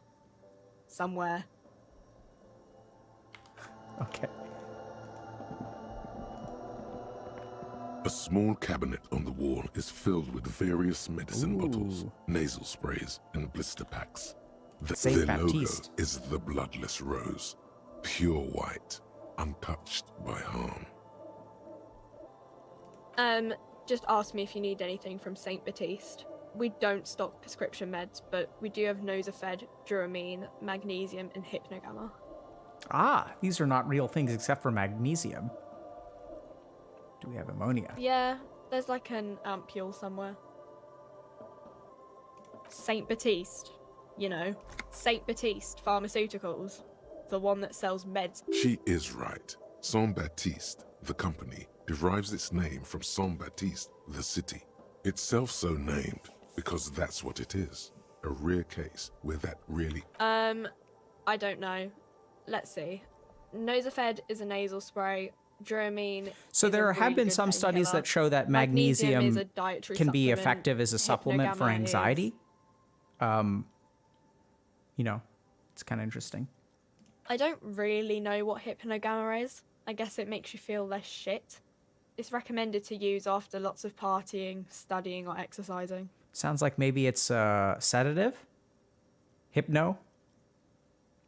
No, sorry. What's that magazine she's reading? I don't know. Frittte? A 7 to 11 grocery store. I think they think that the extra T makes it funkier. It doesn't. The story goes that normal Frittte, with 2 T's, a men's workwear shop in Vredefort, was already taken. So when Frittte Retail Inc. grew into a Nice. multinational corporation, they had to add an extra letter to a... You mean this? This is Pop Stars. It's got, like, famous people in it. It's not for sale. I don't know what to say. What do y'all think? 1, 2, or 3? She pops her raspberry. The lieutenant frowns at you before turning to the clerk with an apologetic half Poor smile. Kitsuragi. Okay. I'm not really supposed to be chatting. I don't really know anything. I mean, I know it's there, but I haven't seen it, so... Not really. No. I didn't know him at all. I don't know, really long. No need to worry. It's just standard procedure for us to ask around. Okay. Uh-huh. Dude, this Kitsuragi guy is keeping us from messing ourselves up, you know what I'm saying? A colorful display of cigarettes and alcohol bottles lined there, in that dark green glass, all in vain. The great flowing river of warmth, wine, alcohol. Ah, it sounds like beer, someone is alcohol, a little bit... Remember the love, photophobia we had alcohol. earlier? Sounds like someone has an alcohol problem. We also see some of the... Not spider angiomas. What are they called on the vein? The bulbous... Maybe spider angiomas? Same pathophys. I think we called that we were an alcoholic early on, right? Guess not. No. I'm obliged to inform you that both alcohol and cigarettes... Don't ask. Don't look. Don't do anything here. Just go away. Get back to work. The pale age vodka is special, I guess. It's stored in pale for a couple of years, which makes it super expensive and super strong. You know. I mean, I already said it'd hurt you. I don't know what else they do. All right. Interesting. Yeah, so I think we talked about that on the last playthrough, right? So there's studies that show that there are, I think, NMDA receptor mutations in people who have schizophrenia. So NMDA is one of the stimulatory neuro channels, or the receptors are stimulate, and essentially that cigarettes and nicotine may have a somewhat therapeutic effect, like a self-medicating effect, for people with schizophrenia, which is why you have a very high incidence of comorbidity between schizophrenia and cigarette usage. What are these guys doing? This looks like a protest. Scab? You're hazy on the notion of a scab. Smells like politics, though. Maybe it's got something to do with the flask he reaches for from time to time. A kind of a worm, content with mere survival. They come, they want to do our job for shittier pay, screwing over both themselves and us. Everybody loses. Beats me. Somewhere in the ground, I think. Gotta be bloody stupid or freaking evil to scab. Or I guess, scared maybe. But scared of what? Of who? Personally, I'd rather beg than scab. If the gentleman shouting on the street came begging, maybe they'd have gotten something. We've explained the matters, but they don't listen. This lot would be reasonable and go home if the big guy wasn't riling them up all the time. I was just messing with you. No one's ever seen a cop scab. Imagine, you cops going on a strike, but then another cop comes in and says, let us cop. Speaking of, what brings the RCM here? To the wild north? Come to see the strife? Murder, huh? That sounds like a lot of hard work. You'd never see me investigating a murder. Sounds like this guy doesn't want to work. Number 3. So let's talk about inappropriate self-disclosure, chat. So sometimes we feel tempted to share things that are not appropriate with strangers that we just met. Number 3 is a good example of that, right? So when you're meeting someone randomly, we don't want to just tell people that we have no idea what we're doing. That's okay. I have no idea what I'm doing either. I don't even know what day it is. Don't tell me. And at the same time, sometimes an authentic self-disclosure creates a sense of connection. So, as we sort of discussed earlier, you know, we sometimes put a mask on and we have trouble sort of connecting with other people.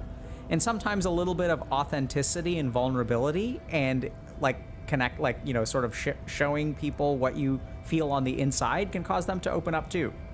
This is where you got to be a little bit careful though, because if you do it once and they don't respond this way, you probably don't want to keep doing it. If you keep doing authentic self-disclosures when other people are not responding in the same way, that is how you become creepy. My friend, I respect the right to roam. The open range awaits. I don't operate in that capacity. I'm not a granter of passage. The passage grants it. If it's all so simple, why don't the strikebreakers? Aye. Walk right past Measurehead. Yeah, the 2.5-meter tall Semini supremacist there. Walk right past, then press the button to unlock, then go past him again, and you enter the arbor through the office. Está.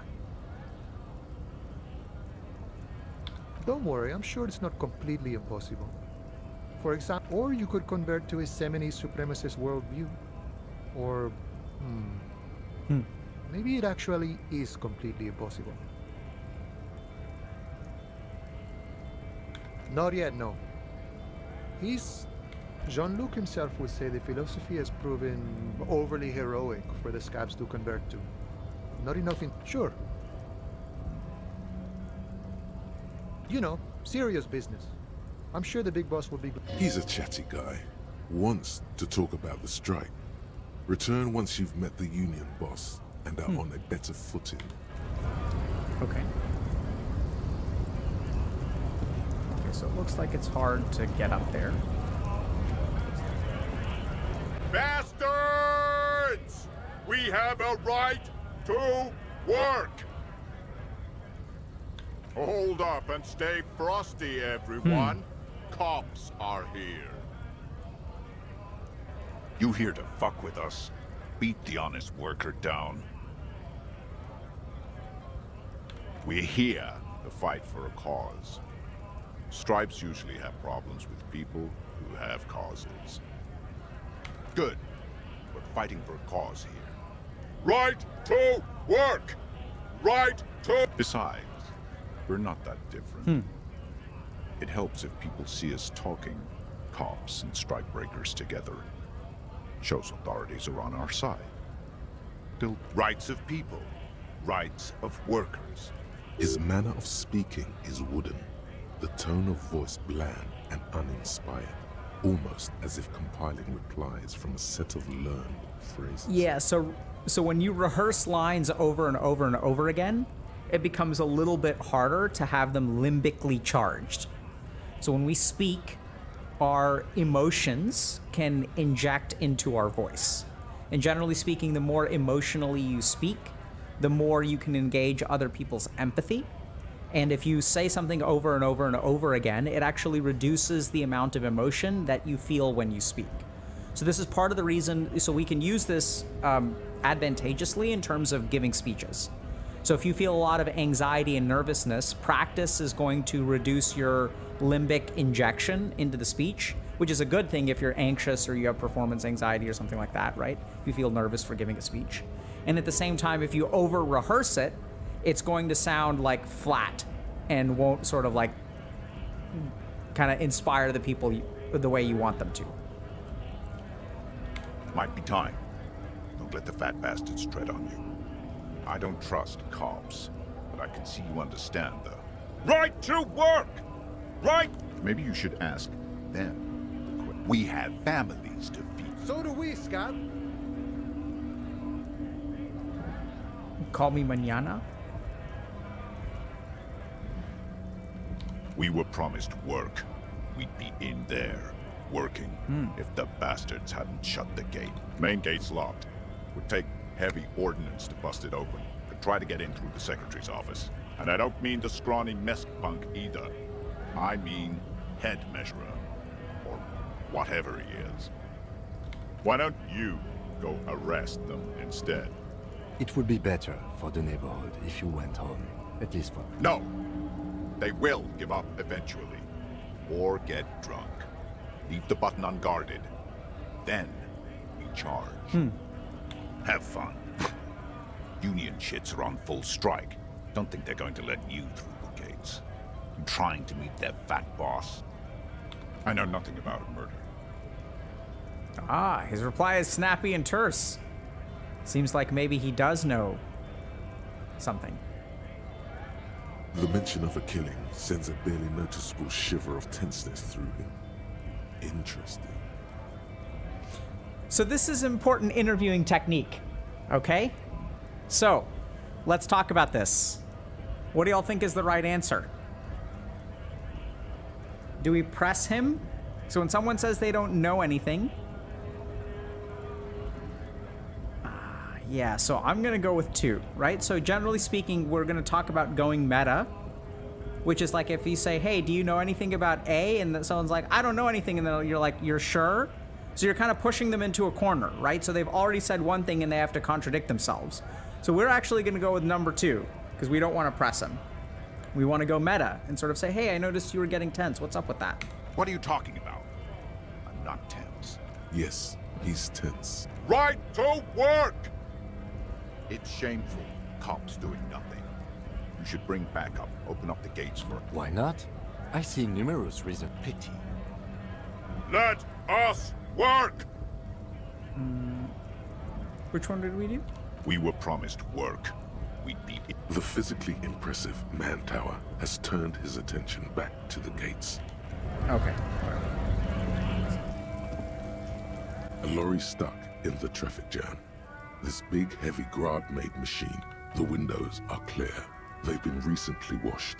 You can see a lorryman's cabin with personal belongings. The driver has adorned his space with a substantial collection of peculiar paraphernalia. Proclamations about honor, strength, and purity. The back end of the cabin has a small perch to sleep. Large ashtrays. There are several suns and wheels sewn into a book with ragged edges catches your notice. The front cover features a large, muscular man. The title reads, Man from Eamdal in the Lost City of the Pygmies. Racist nationalist Yamdal is from Norse paraphernalia. mythology? Not unusual in this part of town. This is our guy. Likely, yes. This guy's proud of who he is. Drapes it all over his machine. Interesting, okay. This guy, right? Let's see if we can talk to him again. Right to work!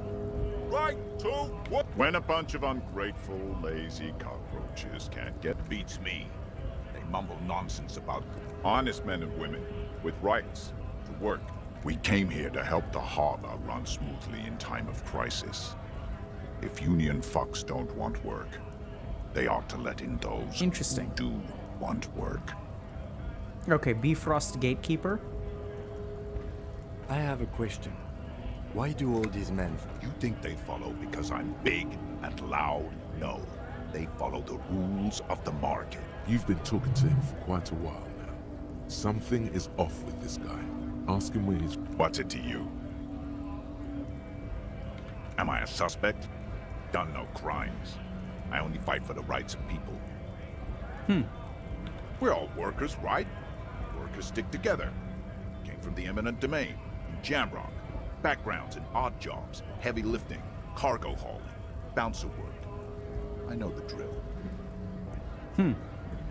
Worked at Territorial. Ring a bell? Uh-huh. It was a long time ago. What's it to you? Big mess, caused by union greed. But I only fight for the rights of people. We're all workers, right? Worked at Territorial. Ring a bell? Uh-huh. It was a long time ago. Wait, was there something about him lying? What's it to you? No. Don't think we've met before. I came to help out. We're all workers, right? Workers stick together. Came from the eminent domain, Jamrock. Backgrounds and worked at Territory. Never heard of it. Or We're done okay, here. There we go. I have a strike to break. Okay, found it. Okay.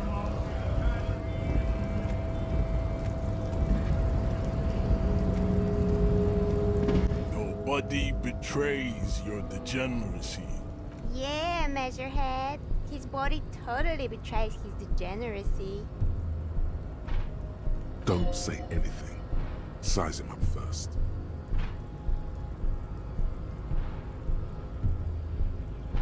Are you admiring my morphophysiology? It must be frightening to stand in the shadow of this racial pinnacle. Be calm, Sandwich. You are not in danger because you are not a threat to me. He speaks in all caps. You have succumbed to Al-Ghul. You reek of it. An invisible sword of Al-Ghul emerges from your throat. You cannot see it, but others can. It is Al-Ghul alcohol? making the woman in my company sick. Yes. He means alcohol. Correct. My small skull servant. Al-Ghul is an ancient Ilmaran poison. A parasitic fungus that has colonized your race. It is a trick the desert pygmies played on you for humiliating them and stripping them of their land. Intentionally fermented drinks have existed for 10,000 years. This is a fabrication the alchemists of Yizot and Bashir and the Rolam and Hul have fed your people. Go on believing. Man, there's a lot of racist stuff in here, dude. Let's see what happens if we ascend. Good. There is a Frittte nearby. Congratulate yourself. Oh yeah, Measurehead. No, you don't. You need to get another drink. Occidental Haplogroup B4 is done giving orders around here. The influence of the ham sandwich race is waning. Show him the ham still got it. Does this remind you of someone? The guy down there? Ah, shall we piss him off? So there seems to be, so haplogroup, haplotype refers to certain like genetic markers, right? So it sounds like both these people are racist. Look at my craniology. Oh my goodness. I am the pinnacle of my haplogroup. The pink Craniology, blood dude. is a We're bad into example, phrenology now. Even of yours. This is... It saddens me. You gave the world eugenics, electricity, and powerful weapons of war like missiles and aerostatic aircraft. You made great gains in metallurgy, raised the... You dominated lesser cultures, like the deformed Hemians and the inexplicably potato-obsessed Khoikos. But now your ascent to the genetic summit has halted. You will be superseded. It is, baby, yeah. You... There is a button right behind him, just out of reach. It must be the one that opens the door to the harbor. Enough with this begging. You should leave the state. Bring your troops to the Simenine Islands and to Boogie Street, and we will pulverize you. When you are gone, the walls will be lined with Man, this guy's kind of an arrogant fuck. Your beloved beverage. Inside, we will store the odes to homosexuality you call art, and your microcephalic skulls. Fuck. There may be a peaceful solution to this. You could internalize Measurehead's race theory. He would take you as one of his own. Well, not as such. What you do with a mastery of advanced race theory is up to you. You could reject the findings, sure, or accept them and become an advanced racist.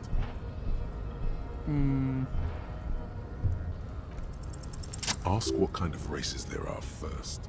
Classification is core to this stuff. Dude, this is very good from a communication standpoint. Right? So like if you want to understand people, like you start by asking questions. This is solid, actually. Do you? There are 3 categories of race. Type A, the heroic races. Type B, the servile races.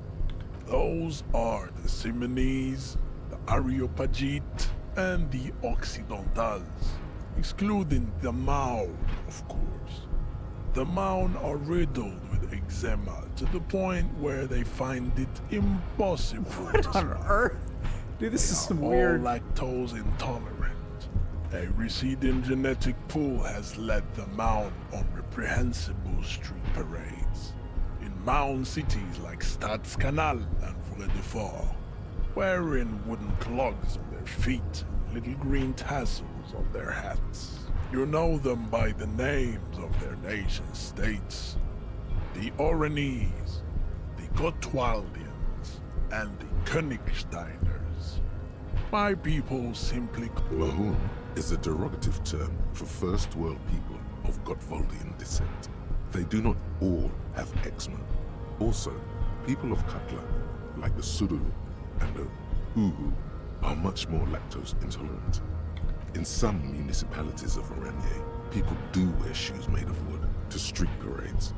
The Mound are proof that you can have too much Occidental racial purity and tassel-centric culture. Inbreeding has led to a lactose-intolerant subrace, whom know the Vespertines and Messenians of So, dude, honestly, this reminds me of like some of the weird, like dating genetics BS kind of stuff. Like, I swear, like the poor understanding of genetics and biological determinism is like so commonly aligned with people who have strong world views. It's weird. The other large mondial civilization, the Mesk, are too yellow. Oftentimes, like, the genetic stuff is used as a justification of collective narcissism. True. They are violent in expansion. Do y'all know about collective narcissism? I wish I knew enough about it to, like, teach about it. But some people have talked about narcissism of a community, so you can kind of look at, like... Anyway, it's not something I'm too familiar with because I tend to focus on individuals. But maybe I can read up a little bit about it. Like, it's not the kind of thing where I can just launch into a lecture like Bryan Charnley. I wouldn't be doing it justice. Overproduction of sebum. Sebum is leaking into their brains, making them listen to El Mariachi music and eat toxic minced meat-based food. What on earth? Which, in turn, only produces more sebum. You guys know what sebum is? It's the stuff that comes out of the sebaceous glands. So sebaceous glands, it's like oil, basically. Like, you know when you wash, like, you know when your face feels like oily? That's like sebum. Also, if y'all get clogged pores, that's usually sebum too. As proven by the Mound and the Mesk, Occidental type A is in retrograde. The Seminese and the Areopagites are on the ascent. The Areopagites are sleek, long-headed. The Seminese are powerful, mesomorphic. So I don't know if this is a... Do y'all know what mesomorphic means? Since the super isola of Pericarnassus. Ancient brains. Okay, so let's talk about ectomorphs, mesomorphs, and endomorphs. Yep, bit this, right? So people made observations that there are 3 body types. Ectomorphs, which are people who are like tall and thin or long and thin, tend to have slender figures. Mesomorphs are like of medium build and decent musculature, and endomorphs are people who are like what we call big boned.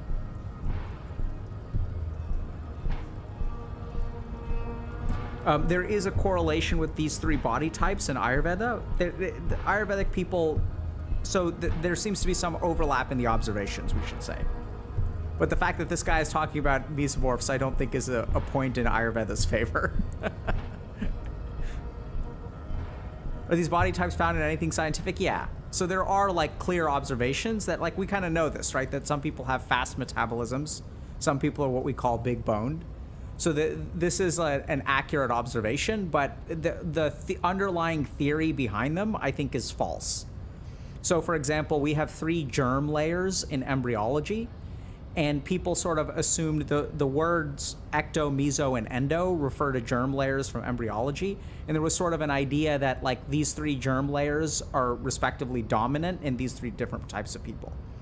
So our ectogerm layer is responsible for the creation of nerves and skin.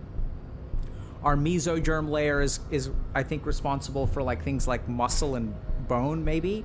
And our endogerm layer is responsible for the creation of like organs and stuff like that. Don't hold me to that 100%, especially with the meso and endo. It's been a while since I've taken embryology and it's not really a part of my day job. The latter is perfected and adapting. Together they form the Simeno-Areopagite or Simeopagite superrace. That is all. There are no more. Let me guess, this guy is a Simeopagite. Nature was not capable of more.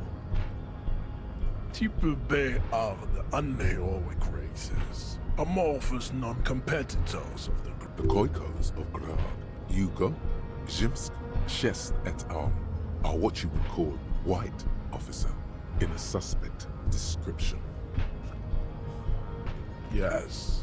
To an untrained eye, the Koiko appear white. Like a ham sandwich. Like a ham sandwich. Nice. But look into their eyes and you will see. They are of an indistinct color. And pinkness is a racial quality that has to be earned through centuries of advanced ballistic warfare and cultural domination that the Grad people have undergone for drinking. So this guy is vegan and eats low carbs? Did I understand that correct? Potato. The Koiko, I'm so curious what he eats. Countless micronationalities of Grad are all inexplicably obsessed with potat. The only thing they like more is divided into microscopic ethnotypes. Wouldn't he be one for ethnostates? They are microscopic. The Semeno-Areopagite superstate will cover the entire remaining planetary crust. Nice. Its leaders will be the genetic epitome of the Simenese and Areopagite stock. Nice. Elected by nature. The Revacholians, halfway between type A and the racial cauldron. Two mixed to know right from wrong. You tried your degenerate little revolution, which was the single greatest failure committed by you. Is it 82,000 years that we've been recording history? You have very little idea of what is happening, but that seems a little off. Let's do number 3. The revolution came to Ravachol from Grad in Zaraz-ridden potato carts. It is literally an illness. A prion disease that leaves the parietal and frontal lobe ridden with holes. A soft, sponge-like mass of dementia. Okay, y'all want to learn a little bit of medicine? And paranoia. So interestingly enough, this is actually somewhat, I think, accurate. So there's something called frontotemporal dementia, which is called Pick's disease. So it's it was coined by someone named Pick, but it's a kind of particular dementia that affects, I think, the frontal and temporal lobes and does manifest with hallucinations. So when we normally think about dementia, we think about things like Alzheimer's, right? So Alzheimer's is characterized by like memory loss and stuff like that. In some forms of dementia, you'll also get paranoia, but Pick's disease is pretty specific because people will start hallucinating. Now, the other thing to remember about prion diseases is, so Pick's disease I don't recall is specifically a prion disease, but prion diseases are actually super, super scary. So prion is a malformed protein that is dangerous because it actually causes other proteins to like misshape. So it's kind of hard to describe, but so let's talk a little bit about what this dude is talking about, okay? So here are the 3 things. So he talks about a prion disease, so we're going to talk a little bit about what prion diseases are. Second thing is we're going to talk about frontal lobe and, so he's talking about parietal lobe, so that's not frontotemporal dementia. So let's talk, and then he's talking about dementia, hallucinations, and paranoia. So let's analyze these concepts, and the guy's like he's not right? So we sort of figured that out already. So first is a prion disease. So we have proteins that tend to get shaped in a particular way. Okay? Now proteins, let's talk a little bit about how proteins form their shape. So we have genetic code, right? So we'll get triplet kind of code. 3 of these bases, purine bases, go to form amino acids. Okay, then what we do is remember we've got 20 essential amino acids. So what this codes is a particular amino acid. This codes for a second amino acid. And then what happens is you get a protein forming, which is a chain of amino acids. Now, the interesting thing about amino acids is that they have different kinds of interactions. So for example, this amino acid may have a hydroxyl group here, right? And then number 2 may have a hydroxyl group here, which in turn means that these 2 can form hydrogen bonds, which will cause this protein to twist. Right? And now this protein kind of gets flipped around, and now they form a hydrogen bond. So this is how a protein actually forms. So based on the amino acids, they're able to form bonds. So number 1 and number 2 can connect, number 2 and number 5 can connect. So you're gonna get a protein that's folded like this because they bond this way. So this is how you get the shape of a protein, okay?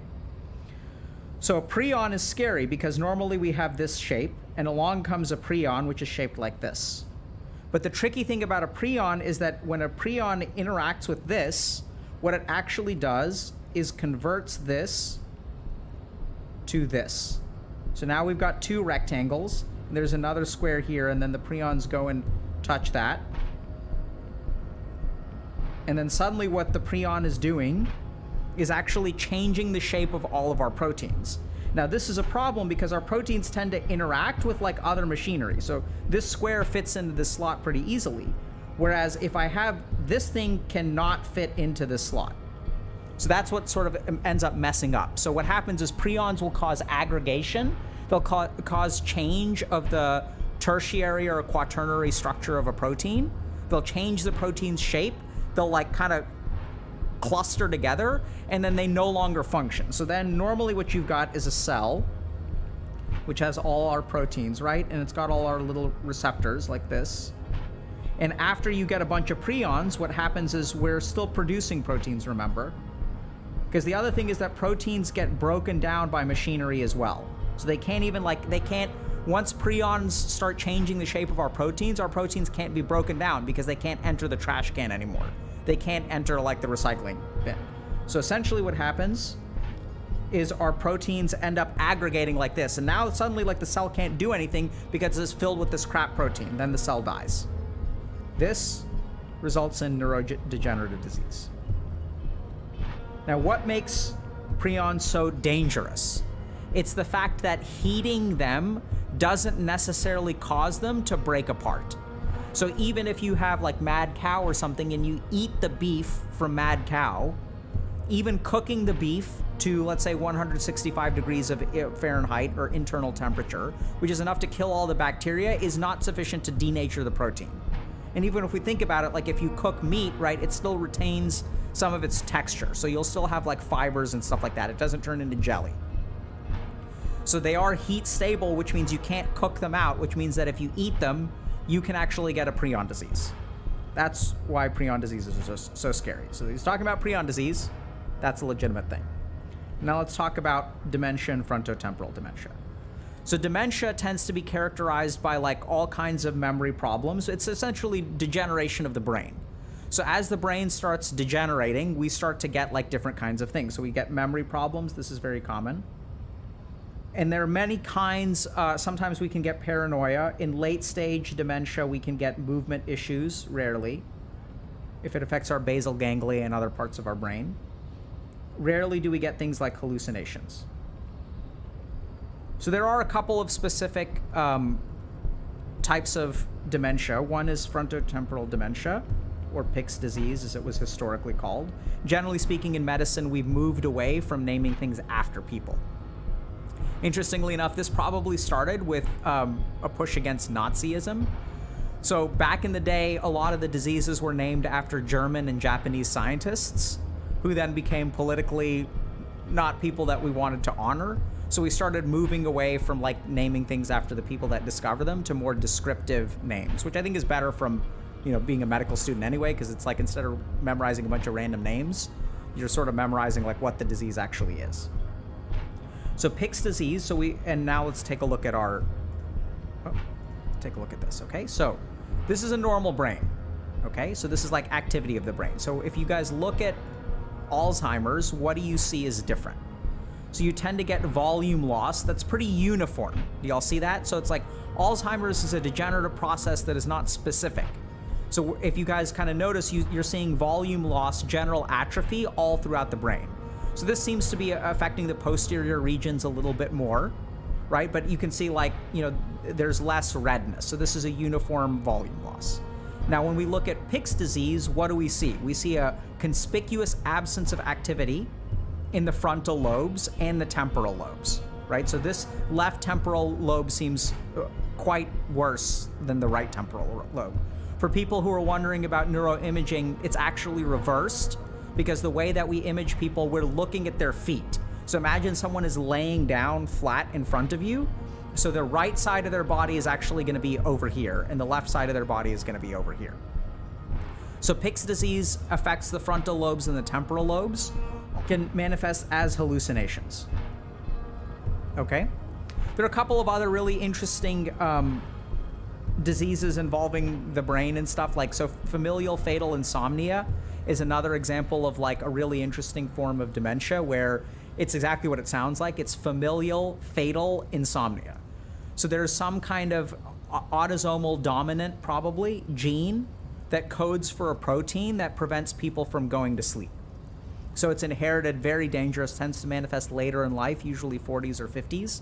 And people are unable to go to sleep, and then eventually they like go insane and they kind of die. Super scary stuff. And for those of y'all that are wondering, so I personally am a big fan of like learning basic science. So a lot of times, like when y'all are in college and stuff, you're sort of thinking like, oh my God, like when am I ever going to use this?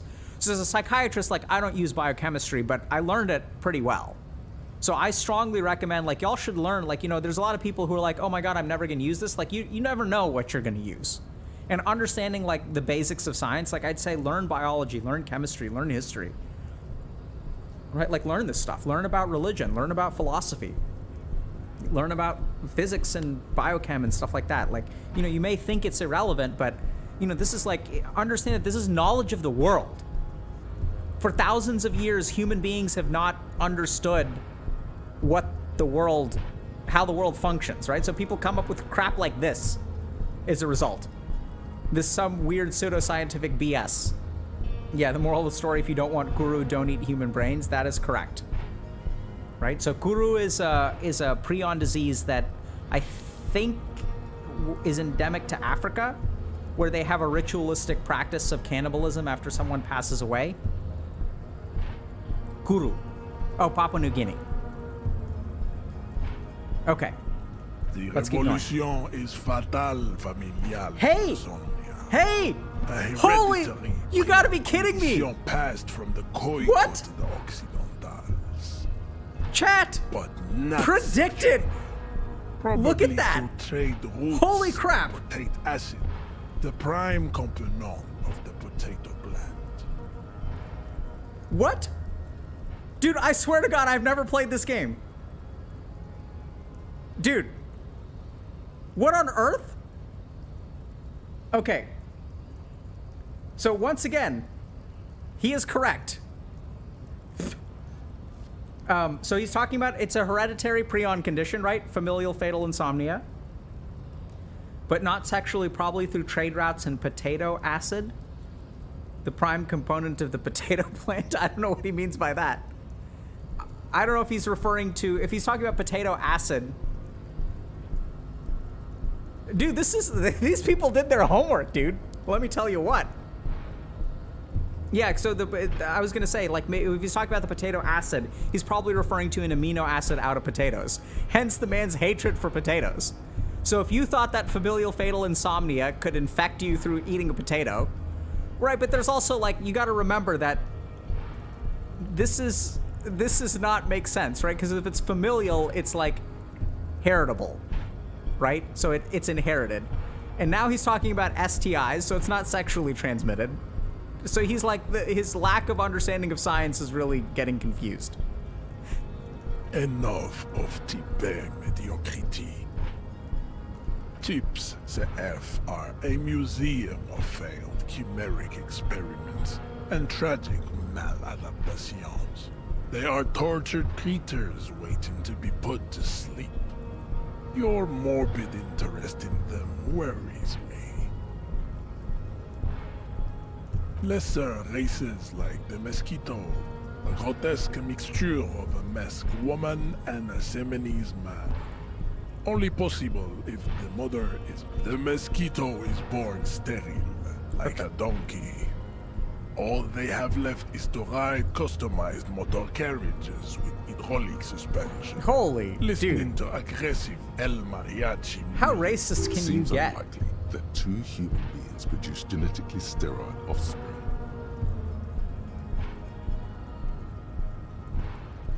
Then there is the Simino Koiki Chimera. Are you sure you wish to know of the Simino? The Koiko, as you know, are very servile, especially when they meet the rich man. Racial scientists have toyed with the idea, of course. This will never happen. The Simonese and the Koiko may have similar interbreeding problems as the mosquito. We Dude, this will is never know suffocating precisely, potato stench. What? But enough. It is cruel to entertain ourselves with the deformities of type CF. You understand nothing. To solve the great race enigma, you have to first pseudoscientist turned Zen master, chat. What is the race enigma? Ah, you understand nothing. You have not even word. What is the race enigma? Let alone solved it.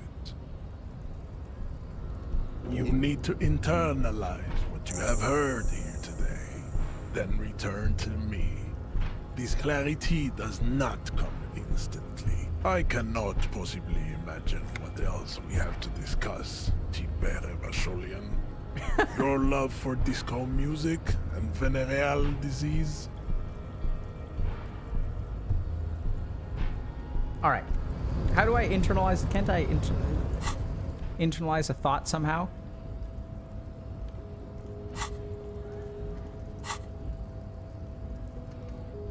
Oh, interesting. So I'm researching it.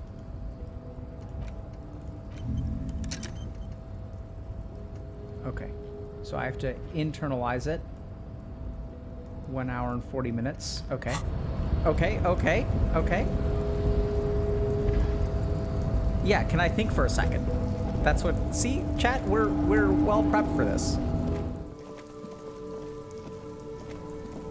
Cuno's got this. If there ever was such a thing as an ugly kid, then this is it. He's almost exquisite in his ugliness. Oh yeah, nappa gumpy, Cuno! Right in the dick, Cuno! Get him right in the dick! Love it in the dick. The boy is sweating profusely. His eyes are like two black holes and his jaw is twitching as if trying to break free from the empire of his body. The kid is obviously high. Fuck that! Cuno, yeah! Right in the mouthful! Who is this other They person? pay you no heed or pretend not to notice you. Shits himself. The rake, Cuno! You should throw the rake! The fuck? Does Cuno know what a rake is? Cuno's not a gardener. What on earth? The fuck are you talking? He's calling us Cuno! He says we're fucking each other! So there is another person here? This is like an alter ego. Ask him for help. We shouldn't do anything. I don't tempt such forces. You will see. The language these kids are using, pure unfettered id. There will be no reasoning with those creatures. Fuck no! Cuno doesn't buy that shit. Fucking entrapment shit. Alright, entertain the Cuno. Show me what you got. What you got there? What you got, huh? Show me what you got. Cuno's Cuno, pig? It's always Cuno, never I. Clearly the kid's using the third-person perspective as a shield. Yeah, so, you know, one thing that I've always wondered about is the use of the third person in terms of, like, why people do that. I've never found a good answer. The fuck are you calling a third person? Cuno's the fucking first person? He looks slightly confused, but proud to come up with a retort. Oh my god. Right as he's getting distracted, He has no clue. you hear a malevolent hiss from behind. He doesn't even understand parts of speech, man. Watch out, Cuno! He's trying to fiddle you! He's gonna put his hands on you! We should probably talk to him. Cuno! Help! Rape! Help! He's got the Cuno, help! Everybody! Escalate, Cuno! His dick is out! Pigs in air, Cuno! Somebody, please! How did we get here? How did this happen? This makes no sense. There may still be a way out. Just appeal to his reason. Logic probably doesn't work. Physical instrument? No. We're not going to hit him. Help! Misters, help! He's having the time of his life. He's flashing Cuno! He's showing his genitals! If you don't help Cuno now, it'll be too late! No! Get off, Cuno! No one? Cuno's doing this because he likes it, pig. This is where Cuno establishes dominance. Change your plan. You can't let that happen. It will make things harder down the line. Help! The pig's gagging him! Cuno can't speak!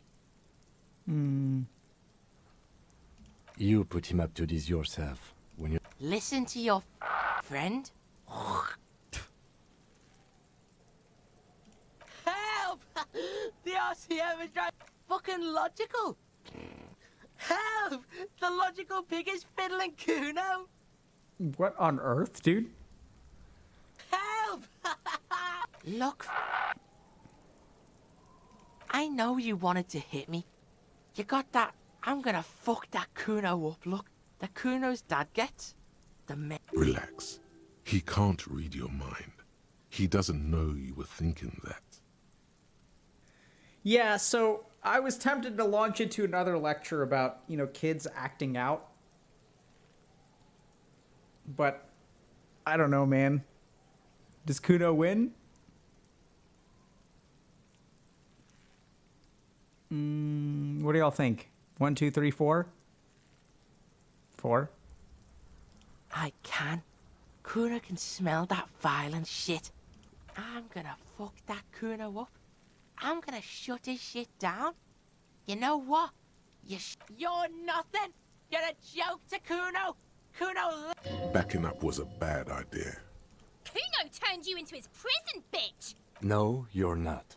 We can just... Bitch, you're gonna be in this shit with Cuno forever! A peepo is a type of hat, by the way. You don't talk to me about my fucking peeper! You don't know where I come from! You're just Cuno's bottom bitch! Okay. Cuno is kind to his bitch. Ask your questions. Dude, this game but is so remember, toxic. this Oh my god. changes Click, click, click, click! shitload, pig. Don't tell the pig shit, Cuno! If I were to want to waste my time, which I do not, I would ask them who is... The usual being. Have you seen anything out of the ordinary? Or have you seen anything suspicious? Cuno's fuck imp. Cuno uses the fuck imp for target practice. Probably climbed. Cuno was busy down... You heard Cuno. Cuno wasn't even in Martinez.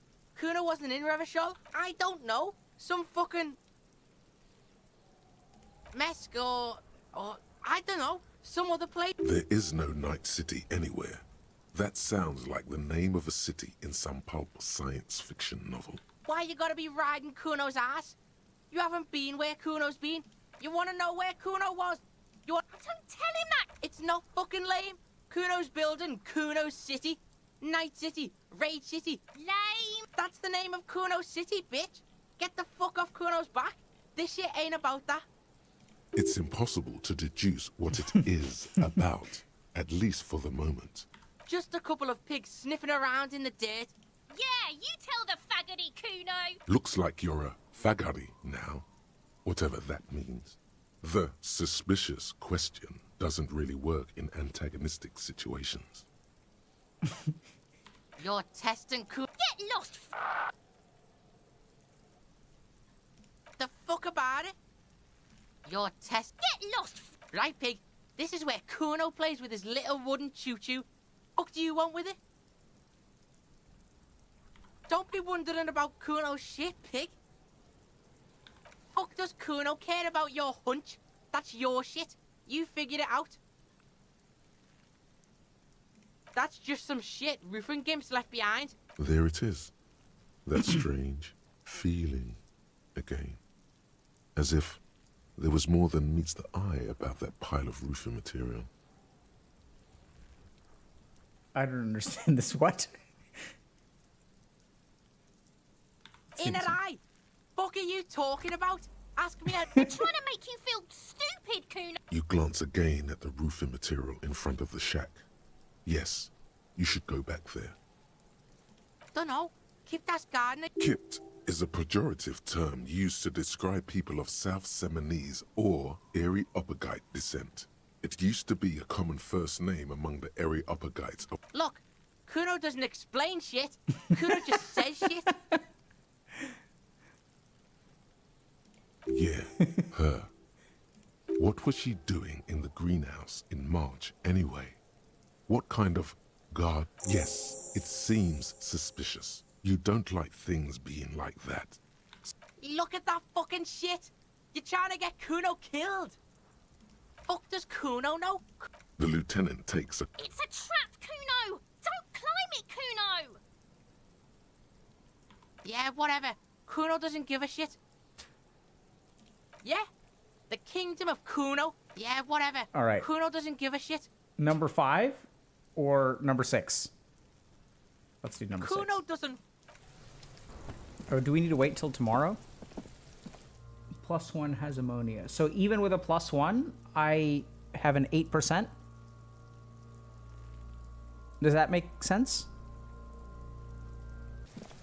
There's a ladder somewhere? Oh, this is where...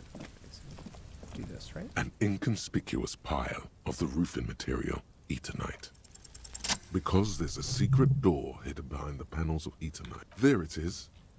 You see a shabby little door.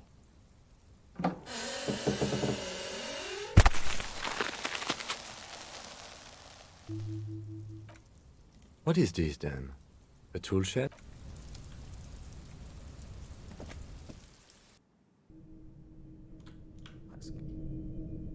Be still, my beating heart. It's amphetamine.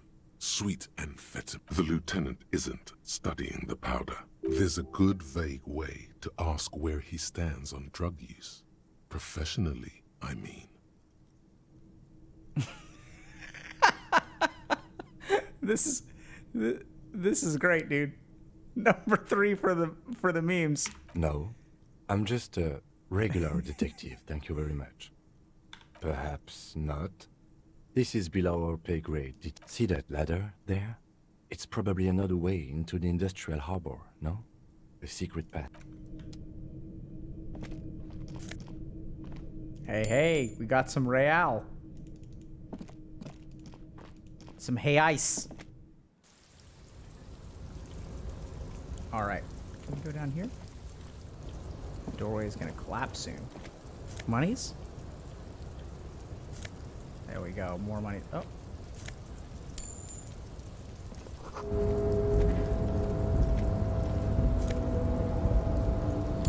More monies. Dude, how do we get a trash bag so we can pick up some of this stuff?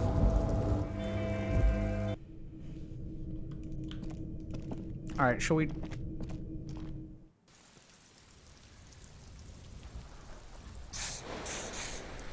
There he still is, looking. The ammonia only makes it work. The second time, not so much. When the vomiting is done, your cheeks are wet with tears. Are you okay, officer? The weight is reassuring, like a You're facing tough odds here. It's aggravated further by alcohol withdrawal. Interesting. That's probably a good idea. Clear our head. But before we can do that, you need to get your shit together. We should go talk to the locals. Find something else to do while the wind changes. Give it half an hour. Get yourself together. Then come back and have...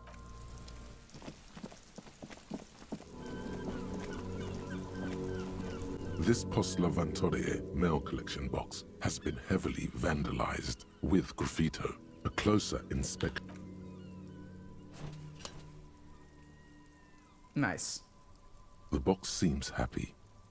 Ah, Eat shit pig, fucked by the coon, and St. G with a crown have been scribbled on it. Jenny is a whore, and best set mailbox also. The mail collection box seems cathartic, thankful even. So do you. You shudder, then you swallow. The box seems happy.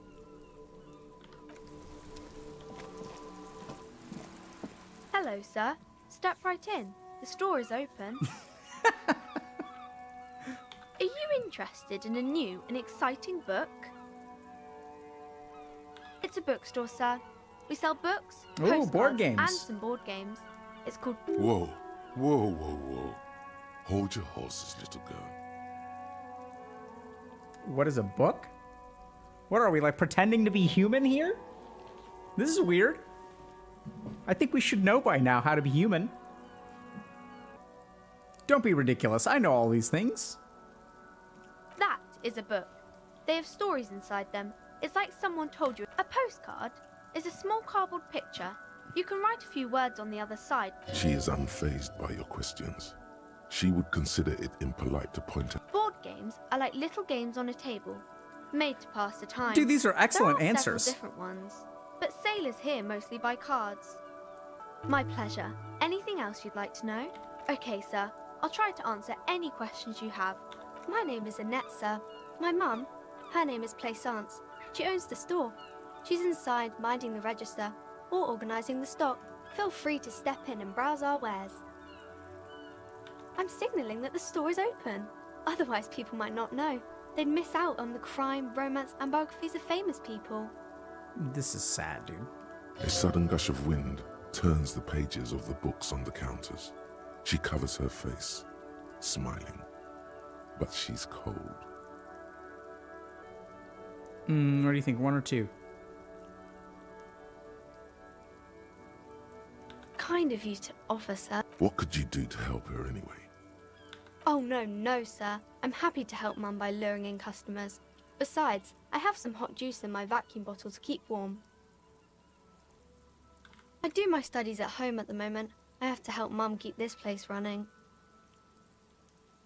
Mum says it's necessary to do both because it builds character. Mum says a proper worker is dutiful. That's how you get ahead in life. Mum says it's peachy. She was a little afraid at first.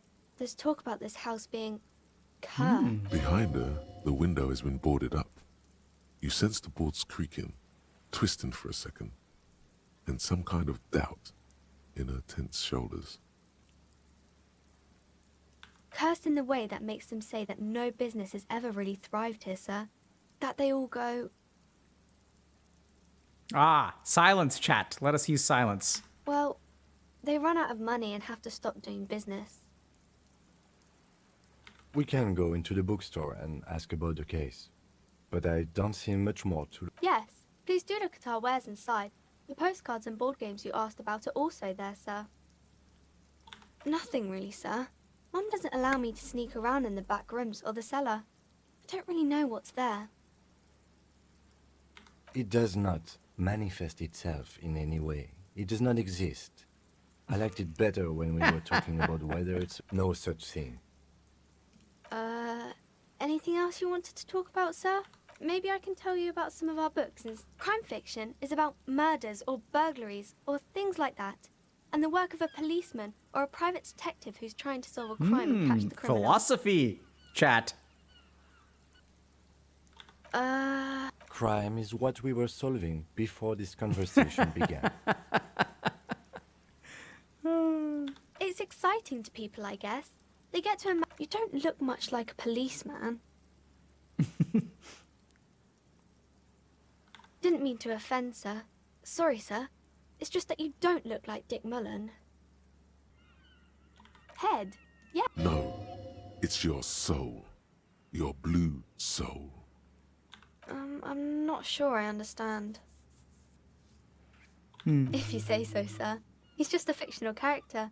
He's no match for your... Maybe you can show me some real police work, sir. Like in the books. Okay. You failed to produce anything substantial. She waits intently. Come on, anyone would notice that. It's the type of book where there's a rich lady and she has to choose between the good man and the bad man. Ooh, the good man and the bad man. Or there could be a story about a poor lady getting a rich man. It's about man and lady business, sir. It happens, but usually the guy gets rich in the process. Or those are unhappy books for most of the pages. People sad about what they have lost. These are not very common. You can't have a choice between bad and bad. Well, maybe then it's fine. Maybe if the lady then decides, that's really not a proper romance story. That's more like, not in romance books, sir. These are about nice and pretty people. I haven't read many of those. Maybe you should ask Mum. I don't think it's a romance story if the main characters break up, though. No, I don't. Yes, she knows. What was that? An idea for an unfinished novel stuck somewhere in your forebrain? The creative. You clearly have issues you need to address. Maybe some about other books? Famous people? Oh, kings and queens and generals of old, or artists and... I think that's why people read them, to find this... Seems like most people who read those books fail to get more famous from reading them. True insight there. But it does make the famous people more famous. True that. What do y'all think? 1, 2, or 3? Fame is for vain people. I have better things to do. This sounds to me like an insecure response, right? So like if something isn't for you, do you have to advertise? Oh, I have better things to do than pursue fame. It's kind of shady, actually, right? Why would they do that, sir? That's so cool. Maybe they'll make you a book cover picture and everything. No, sir, I can't. It would be too tiring to refrain from it. It's already tiring enough to remember to say it all the time. It's nice of you to say I could stop, though. Ooh, this is cool. That's a friendly enough face, most of the time. No, sir, I can't. By your command. No, yes, sir. All right.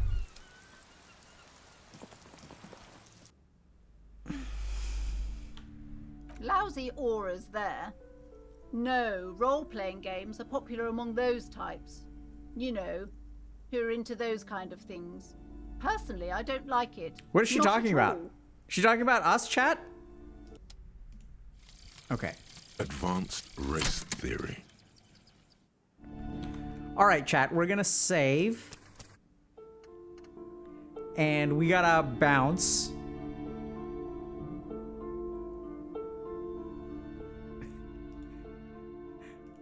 All right, so what do y'all think? Let's just talk for a few minutes before we wrap up for the day.